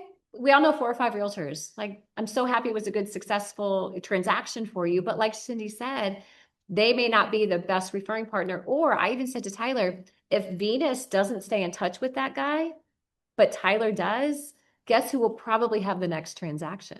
So it's a reminder for all of us too, that our people are being touched by other people they know or just met. In Cindy's neighborhood, where she lives, we have a top agent within our office in that neighborhood. And so they are crisscrossing all the time. And it's going to be whoever's in front of them next, whoever they run into first. And it's so funny because her and I, a new agent moved into the neighborhood and she sent this thing to everybody that said, hi, I'm Diana with Keller Banker and blah, blah, blah. And and so if you need anything, and we're like, oh my gosh, as if that's going to, you know, like, sure as shit, that girl has a listing right on the main drag. And I was like, are you kidding? It worked for somebody. They didn't know me and they didn't know her. So it worked, you know? So yeah, you just don't know. So yeah, that's a great question though. Yeah. Now, I mean, that's if a family member sells them something or lists something, if they choose to go to a different agent, you know, same thing. I don't know if I take them out. Do we take them out? We don't invite them to our client parties. Take them off. No, they're not getting a pumpkin pie from us, but we'll keep them on our drip list for sure. Okay. So going back to what Keller says, if you have 500 people in your database, 6% of them are going to buy every year. So that means if you convert 50% of that 6%, that would be 15 appointments you could go on a year from your 500-person database. So I don't know what you consider your database. Some people consider it their phone. Some people consider it what you have in command. Does anyone know how many people are in their database? Yeah, how many? 300. Okay. Okay, so That's a great everybody number. can take their That's a phones real manageable quick. number. Get your phones out, pull them out. You're gonna go to your addresses, contacts, I mean. And you're gonna scroll to the bottom. When you get to the bottom, and you're gonna scroll to the bottom. Oh, let's see who has the highest number in their phone. I bet it's gonna be Cindy. And you're gonna tell me how many do you have? 2,300 and. So you lied, you have 300 in your database. That's your database right there. 2,307 in Myrna. Does anyone have more than 2,300? What do you have? 1,601. Woo. Here's my question.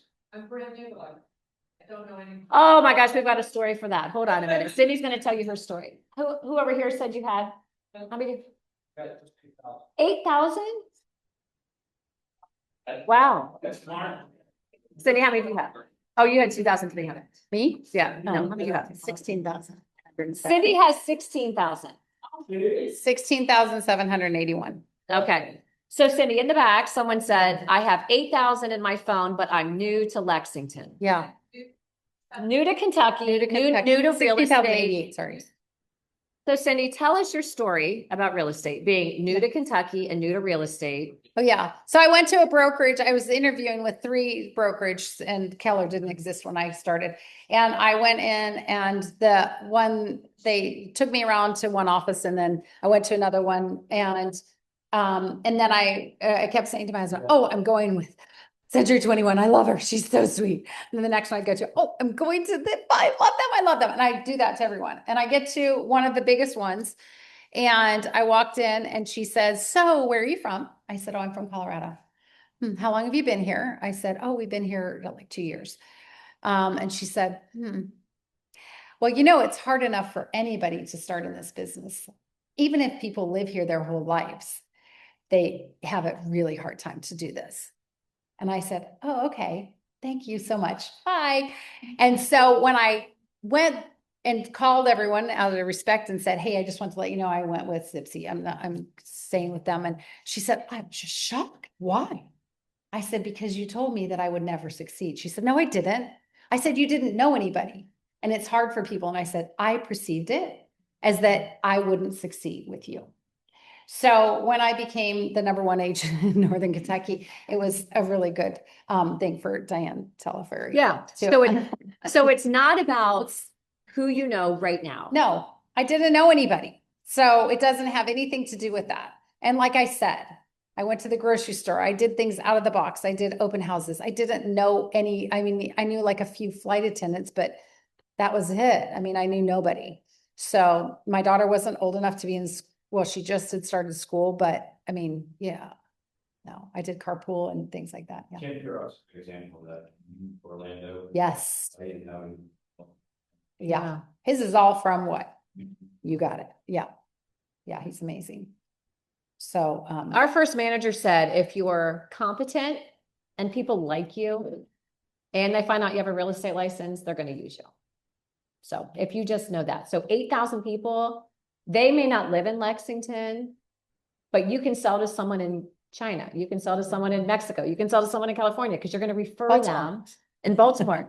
Oh yeah, in Baltimore. You can refer them because we've got a huge network of KW agents around the world. Yeah. So maybe that's your first couple of calls. Yeah. Because now that you're in real estate, like what do they need? Yeah. And if Before, like we were just talking about, my sister bought a market home in Nashville and didn't think I could help with that. Right. So she bought $1 million market home that I wasn't part of.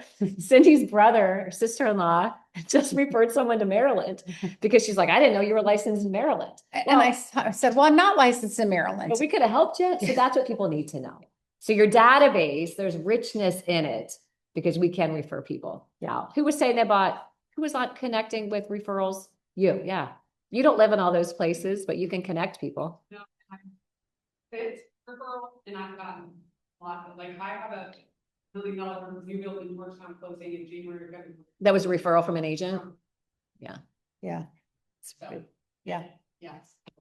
It works. It Yeah. does work. All right. So this model is not in, but basically if you look at your goals, your database. So the bottom of 417, where it talks about how many appointments you're going to have to based on the number of contacts in your database. So Cindy, you're saying Myrna does not have 300 contacts. She has 2,000, how many? 307. 2,307. In her phone. Yes. Now, we know that some of those are not going to be because it's going to be other agents. So let's take off 500 agents. Is that fair? That's what I'm saying. Take off, is it? Yeah, take out 500. 500 because for maybe they're in agent. real estate. Okay, so you take off the 500 agents. Which is in there. 1,800. You have 1,800. Anything that you've got in your phone, that's your data. This is your database right here. And if you don't think that this is the most powerful thing that you have, you're mistaken. These are the people you need to call and say, hey, I don't have your email. Can I put you? And then you can get your health chart up in Command by putting them in there. Could you mind giving me your email? Yeah. Does anyone follow the DTD2 system here at Keller? Yeah.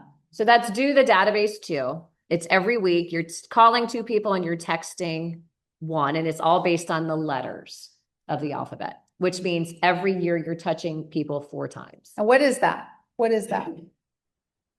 That whole thing, what is that called? Touch program. In a what? A system? It's a system. Yeah. So the more systems you can have together, that helps you. So do the DTD2 is a system. Helps you keep organized.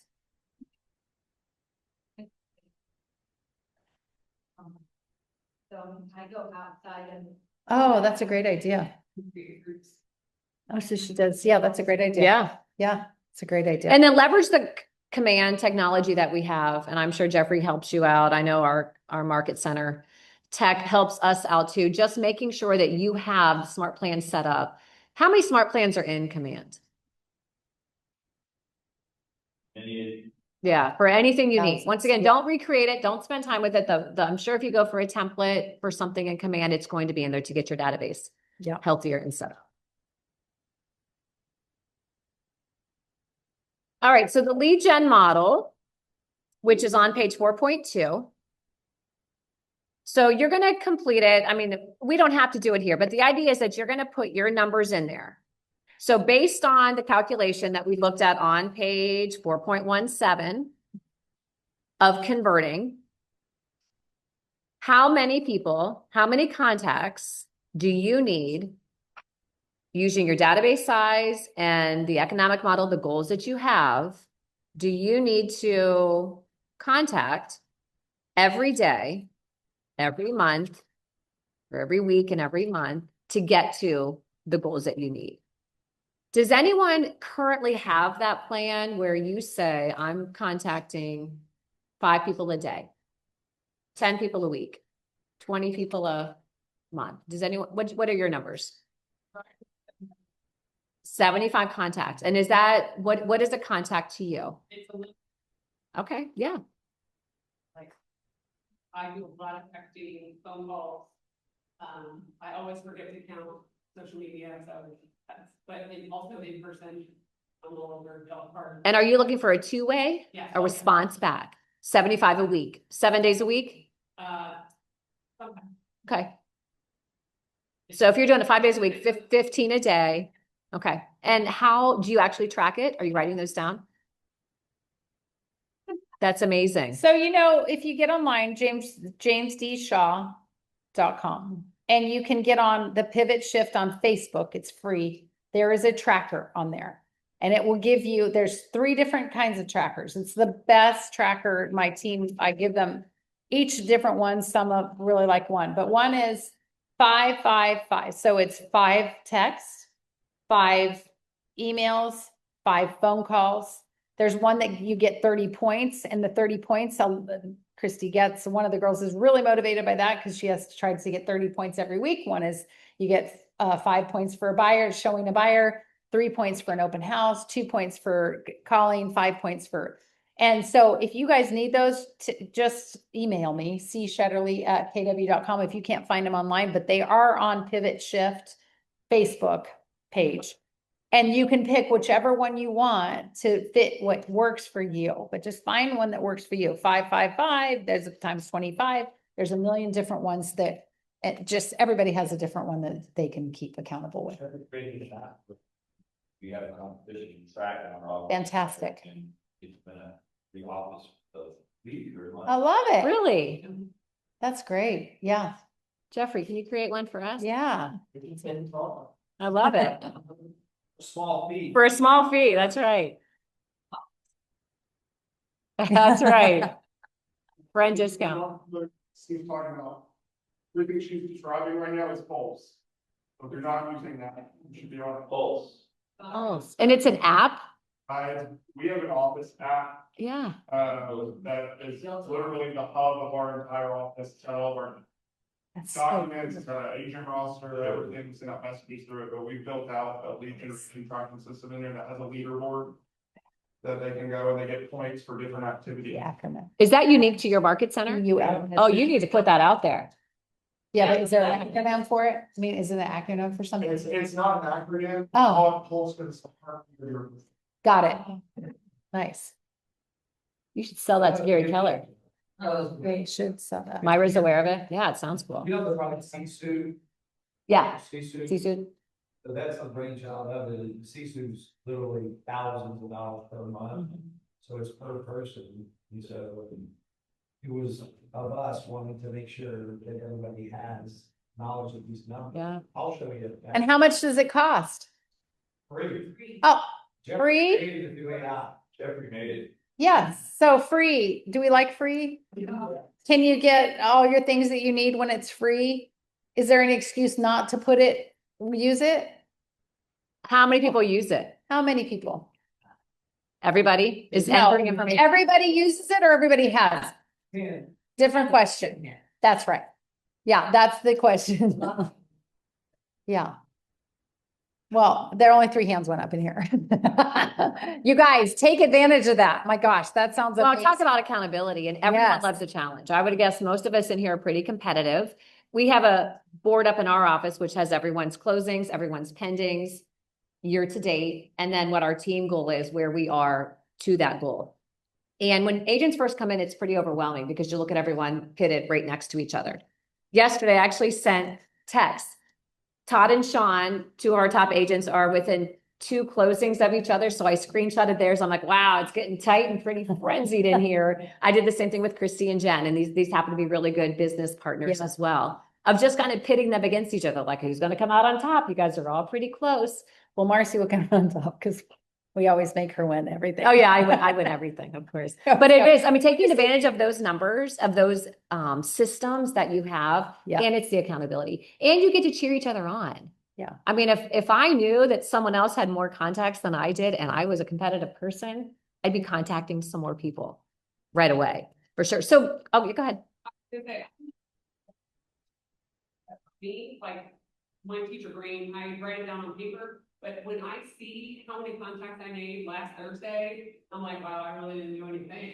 No wonder I don't have any business going on, like, when I Yeah. started doing that in my business, so it's in my face all the Yeah. time. That was huge for me. So you, every day you write down the 15 that you contact or the 10 or whatever it Yeah. is. Yeah.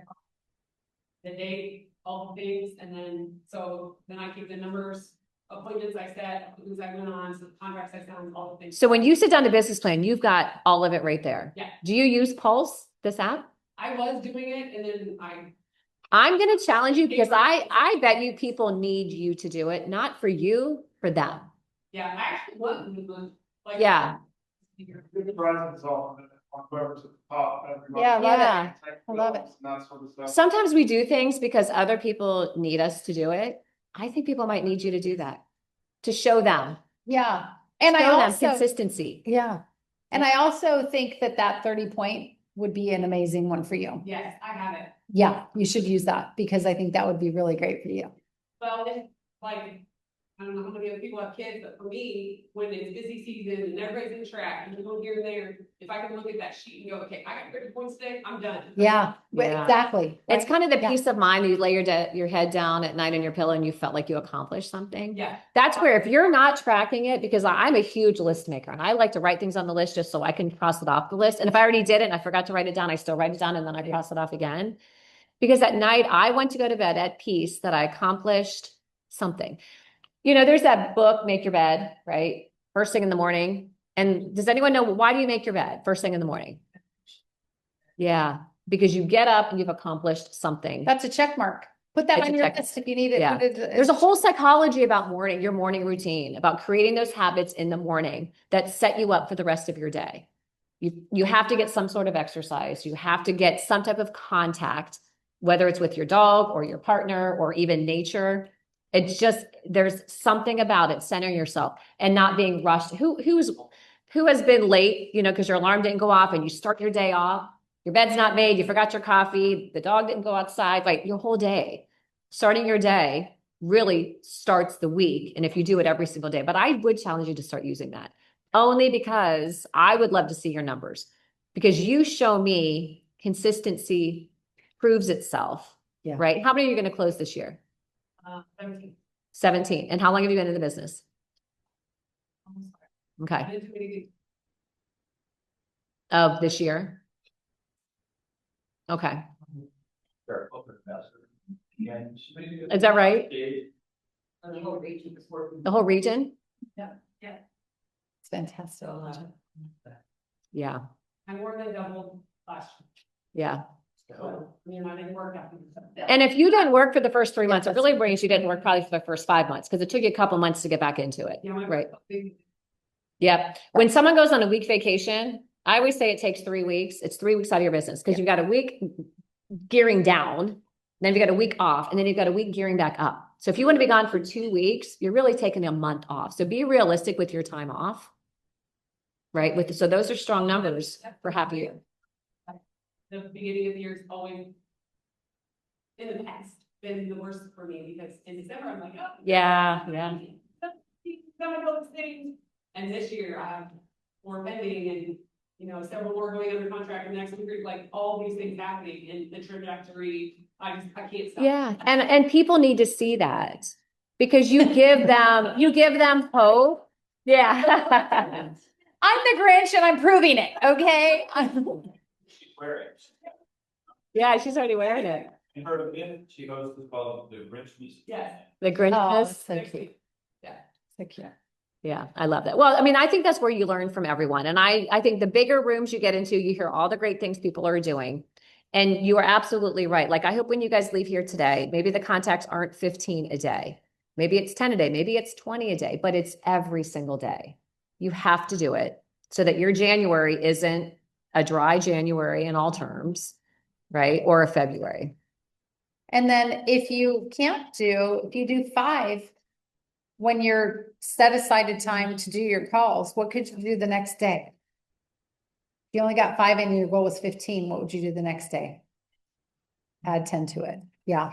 So it's not like you've lost that day. You just have to double down the next day. So, yeah. So page 425, it's your 411. So this 411 has built throughout this class. So every time we finish a model, then you add a few more things. And this model, this worksheet, it's asking you to add how many contacts you're going to add to your database. So if you look down at remember the 4 weeks, the one is a month and the one is an annual. How many contacts are you going to add to your database this week?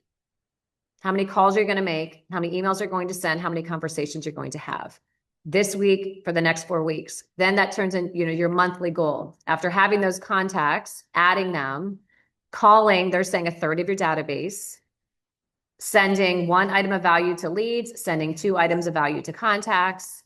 How many appointments is that going to turn into? So it's all the work behind everything that's going to lead to those appointments.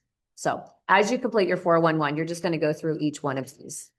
And the last model that we're going to cover today on page 5.1 is the budget model, which is going to reflect the cash flow of your business.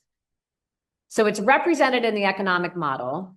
that the investments you make and the return you receive are going to be put on paper so that we can all see, resulting in our net income. So we really have to have understanding of the 30, 30, 40. And I know on break, I was talking to everyone about those operating expenses and the cost of sales and wrapping your head around it. Do you guys have a pretty good idea of what that is? How much it costs to operate your business? Things that you're going to have to pay for regardless of whether you sell a house, your fixed expenses, your office bill, your dues, if you have an assistant, someone that you're paying regardless of whether you sell a house. And then your cost of sales is when you sell a house, how much it's going to cost you in taxes or other fees for that business. Yeah.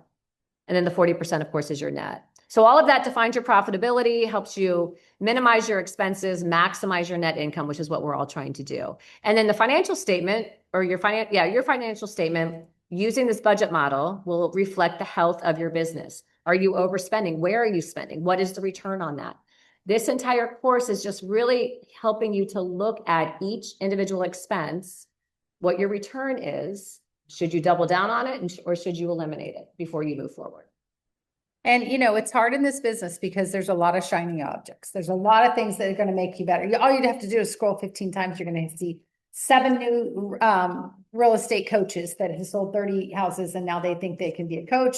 You can get in their program. You can do a Tom Ferry for $99. You can do there's a million places to spend your money. But if you spend your money on talking on the phone, on that one phone bill that you have to pay, that's where you're going to get your most bang. So it's hard to do that budget, but every time you have to say, what I'm doing, is this making me money by doing this? Or am I spending money by getting it? Because chances are, if you're not calling anyway, just because you spent $99 to put in a phone thing and to have her things, you're not going to do it either. So take that time and just really get into, when you're watching what you do, budget and make sure, does this make me money if I spend this money?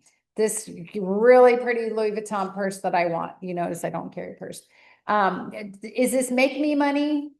Or is this, is this something that will end up costing me money? And if you can afford it, buy what you want, but save that and put that in your budget.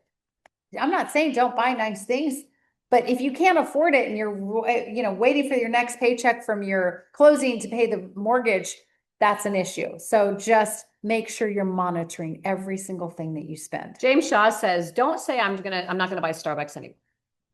Make enough money that you can buy Starbucks as often as you want to buy Starbucks, right? Cut back where you know you need to, Yeah. But that's not the idea. The idea is making more money to fund the life you want. And how do you make more money? It's not a question of, it's not a question of making more money. It's a question of making more calls, right? So, and he's the first to say that. Okay. All right. So Gary Keller also says, if you count on the market to give you business when the market is good, you have to count on the market to take it away when business is bad. When we talked at the beginning about looking backwards to try to plan, obviously, for the future, Jean will say that if your business declined because the market declined, you didn't have a plan. If you wanted to sell 36 houses this year, you can't blame it on the market if you didn't sell 36 houses this year. So get it out of your head when people talk about it being a bad market, because some of you who are new to real estate, you don't know any different. I got licensed in 2009. I mean, we were going into one of the worst markets, right, of my life that I was. I mean, in the 80s, I was just, a young thing. Don't remember that. But I didn't know any different. I still was like, yeah, it's a great idea to get a real estate license. So people getting into the business now didn't know what it was like in 20 and 21 during COVID, and buyers were falling on our laps. So it's not a bad market. We just have a bad business plan or no business plan to help us ride this market and be surrounded by people who are. Okay, so the numbers part of it, the math does math if you do it. If you look at, and we're not going to go over all of these. 5-7. Yeah, 5-7. So the benchmarks, the budget benchmarks by your gross commission. So these are cash flow averages, and the best practices shown, they do not exist anywhere in the industry. They're exclusive to KW and come from, once again, studying hundreds of agents' profiles on where they think the numbers should land. Do you want to go over these? Here, go ahead. Oh. Yeah, it's fine. Oh, Yeah. let me flip to it. Yeah.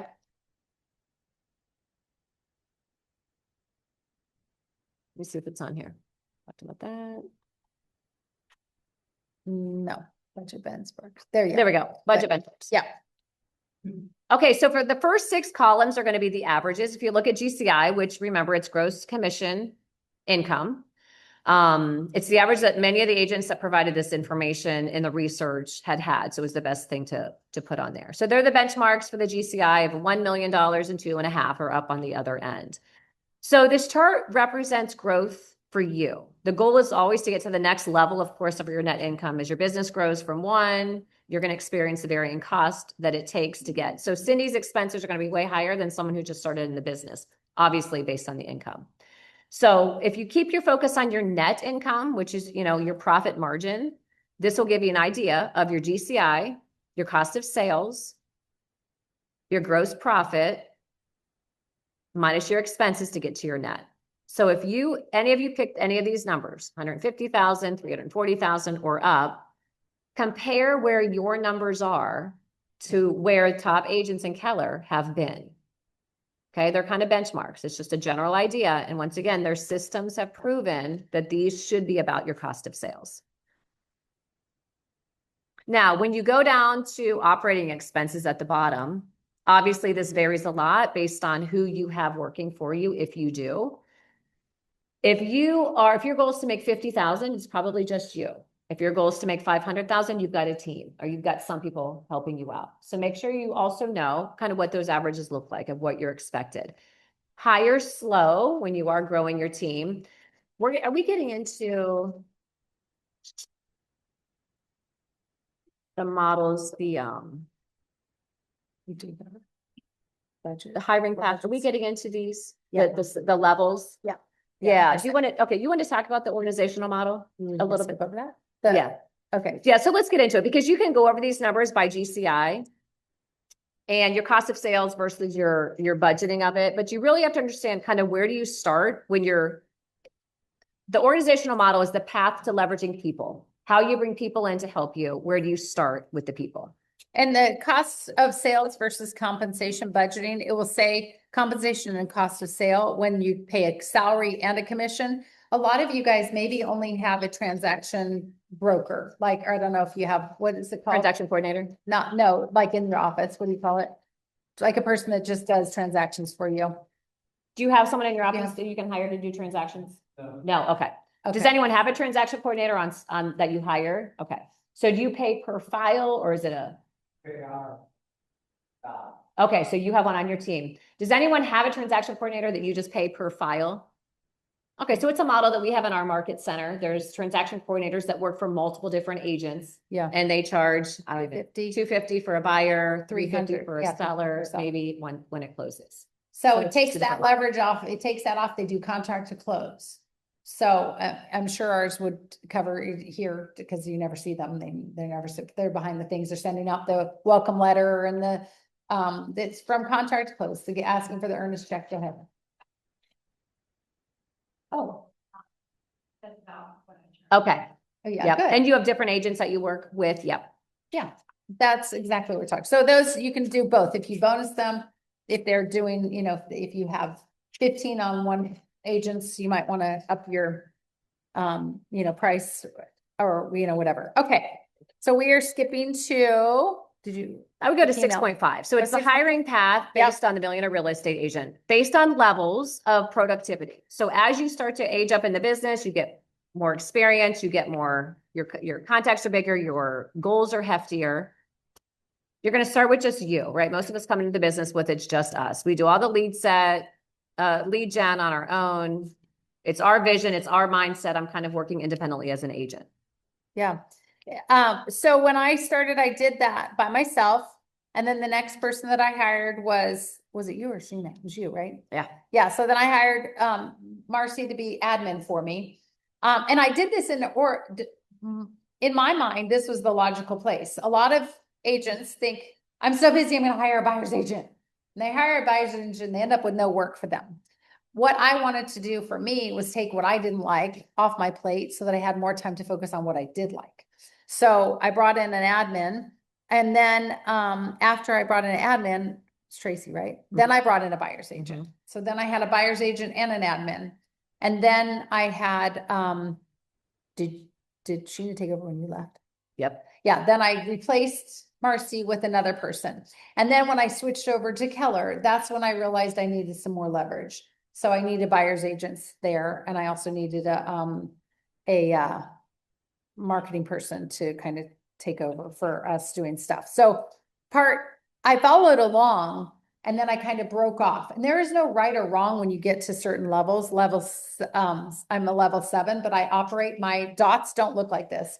And Jason was saying, you know, anymore, there's so many models of these that make it right for people, but the basic ones at the very bottom, when you need yourself and then a transaction coordinator and then a buyer's agent, is the logical and the most productive way, and the ways that agents are, it's still that way. I've decided to take a different approach when I got higher up to make it work, and it works for us.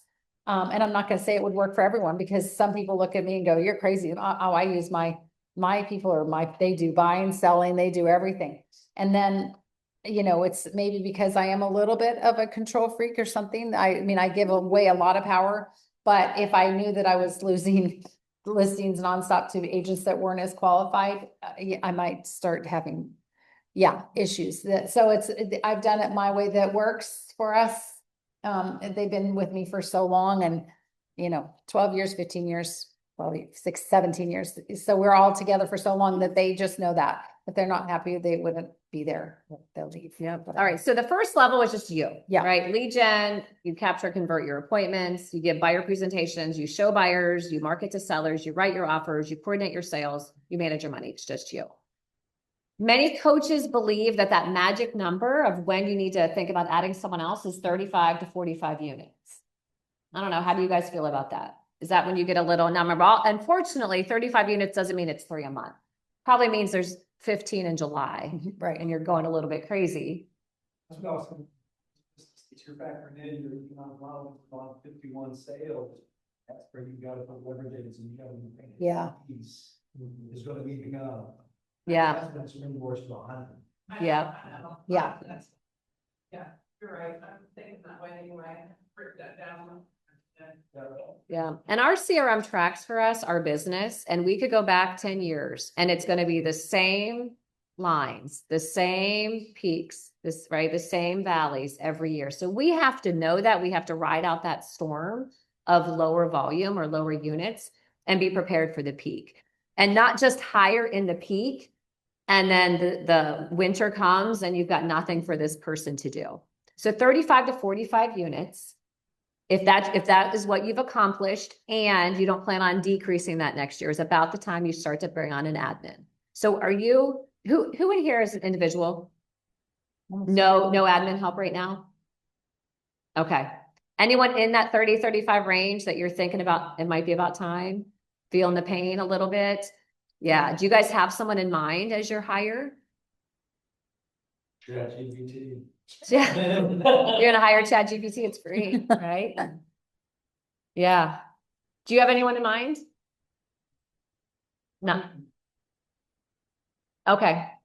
Yeah. Okay. But actual human to do the work for you so that you can be out with the buyers. You're thinking about that? Like, yeah. You always in virtuals or Yeah. virtual assistants to VAs overseas. I have an ISA, but I don't have a. Yeah, an ISA out of the country. One of the things that I think is hard is really expanding is like finding that point of leverage where they always talk about like the high yield activities that you need to be in front of or doing. But it's kind of hard to match with, as you said, the ebb and flow of the business calendar and year with sometimes with different stuff. So like I like personalized, like doing holiday drop-ins or seeing past clients and doing like a gift or whatever. I can't necessarily ask an admin like, hey, have this personal touch on my behalf. You know? Oh, I don't know though. You're saying don't have know. them drop something off for you? No, just like I personally like the You fact like that- it? I mean, I just saw like a high school classmate of mine, he has like 2 young sons, so I like knocked on their door and they're like, we're having dinner, come in and have a talk. Yeah. And like, it's a personal thing where even if they've not heard from me for a couple of months, like actually see my face and check in, I feel like gives a lot of, So when meat to you're- your relationship. So if you're doing that, could an admin be doing something else for you? Yeah. I think it's just like narrowing down like what that is and making sure that that's kind of like. And if you're worried about hiring someone, have someone like where it's just you're paying per transaction. And that's so much better because there's no commitment for you.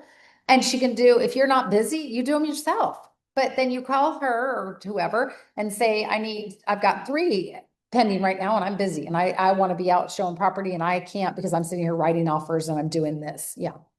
We've always thought, doesn't dilute the client experience.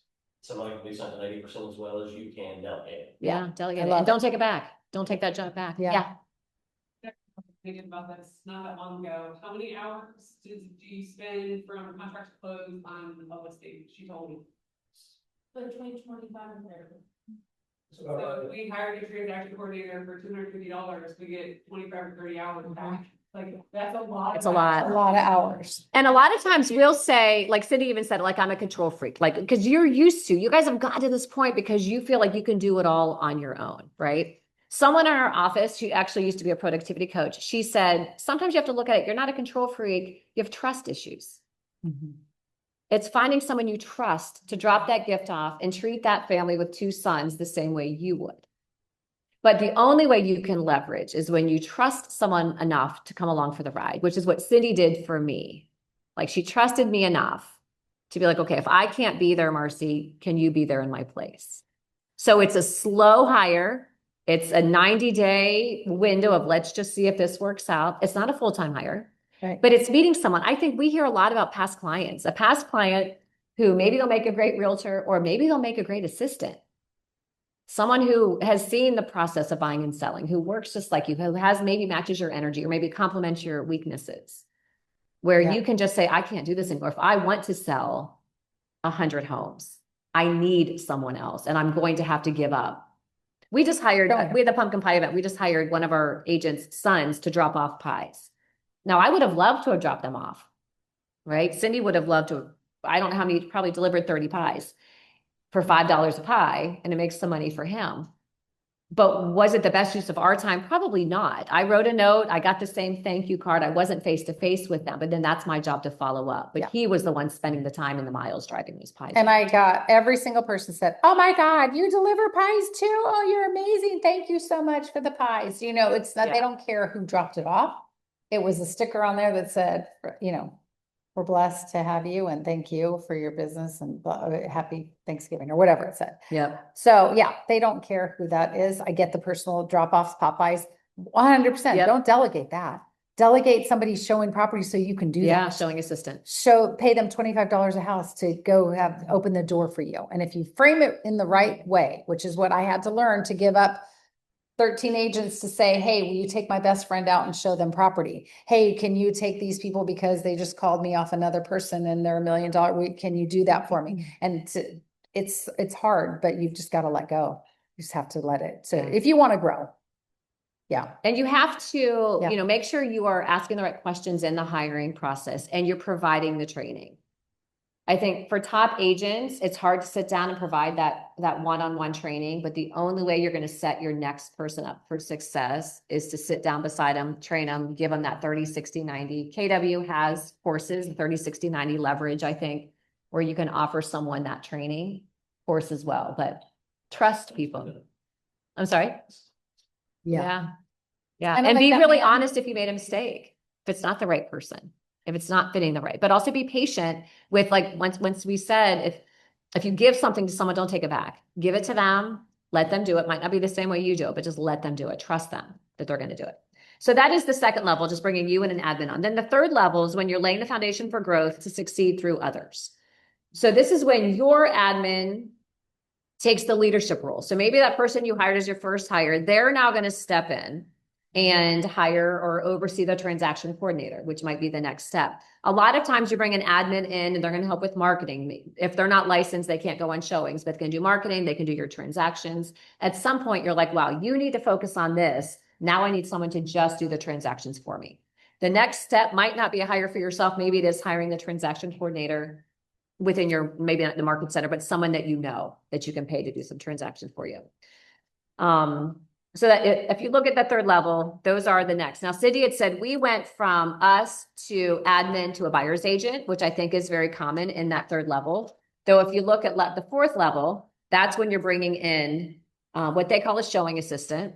Showing assistants have to be licensed, remember that, turning into a buyer's agent likely.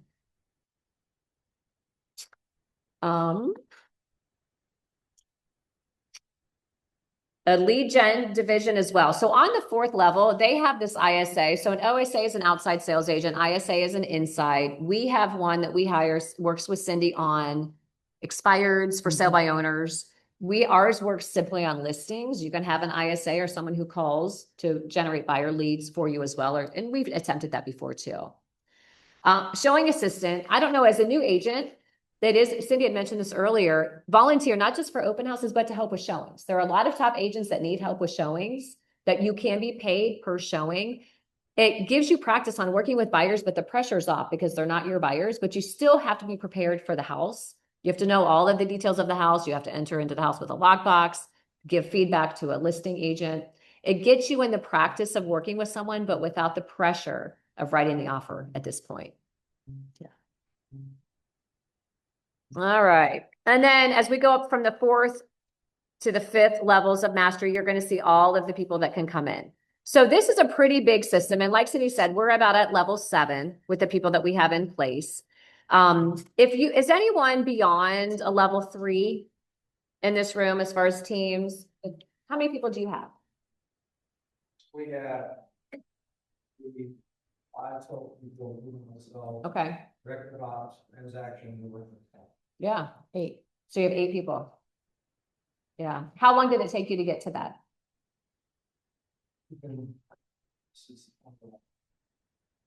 So a slow process. When was your biggest jump? Probably 2015, 2016. Okay. And then I built a DOP role in 2020, so we've had a Leveled out, yeah. slide from there. Yeah. Transitioning out, back out. Okay. Yeah. Yeah. Does anyone want to try to level up this year? Yep, for sure. You want to as well, Do, but of course. but you see the benefits of it. Yeah. Work in your strengths and not, and if your powerhouse is meeting with people or working with buyers and having them feel really comfortable. I mean, you're super young, and my first buyer was 18 when they bought. There's a whole group of 18 to 25-year-old people buying houses now. It's incredible. So you've got a huge thing because they'd rather work with someone they can relate to, that seems, that it seems to have a better job than them, that they know, you know what I mean? They're like, oh, wow, he can sell a house, so you've got a huge advantage, all of you young guys. And, but I also think that if working your strengths, and then if you're not really good at paperwork or you're not organized or whatever, give it away. Get that out of your thing so that you can say, hey, the next step is I'm going to write an offer for you. And when we get this accepted and everything, you're going to be getting emails from Lucy. And Lucy is the one who's going to be in the back contracts. She's going to be in contact with your lender, your admin, the title company, the inspector. They're going to do the addendums. I'm still with you the whole way, face to face with you, on the phone with you. But if you see emails from her, that's just knowing that she's part of my team and she's going to take care of the back of stuff. Yeah, it's really easy to introduce those people. Yeah. Okay, so that's about all we have. We're not going to go over the expansion model. It's a little bit beyond where we are going to focus on today. But if you go to section 7, page 7.1, it's pulling it all together. And this is what we want you guys to do, and seriously do it tonight while it's still fresh. Complete your 411.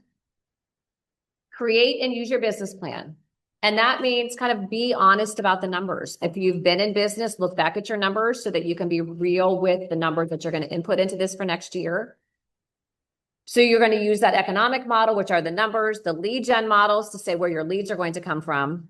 And then if you want to get into the budget model, if you have enough business and you've had enough history to know how to budget, if anything, this one is going to kind of just jumpstart your 2026. If you've never done this before, You've got to go through the motions once and then you save it so that next year when you go through it again, you're going to have that foundation of kind of where you came to with the numbers. But I think the best advice is look backwards to see where you really are. Be honest with yourself of your average price point. If your average price point is 500,000, it's different than if your average is 175. So don't go on the board average. If you've only had 2 sales, that's okay. Average them out. When we ask our team to goal set, we base it on number of units based on the units they've done in the past. Everyone's GCI is a little bit different because their price points are just different. So we never base our goals on their GCI. We'll get to their GCI based on their units, but we want to know their units first, based on where they think they can go. Yeah. So now, do you remember I had you write the number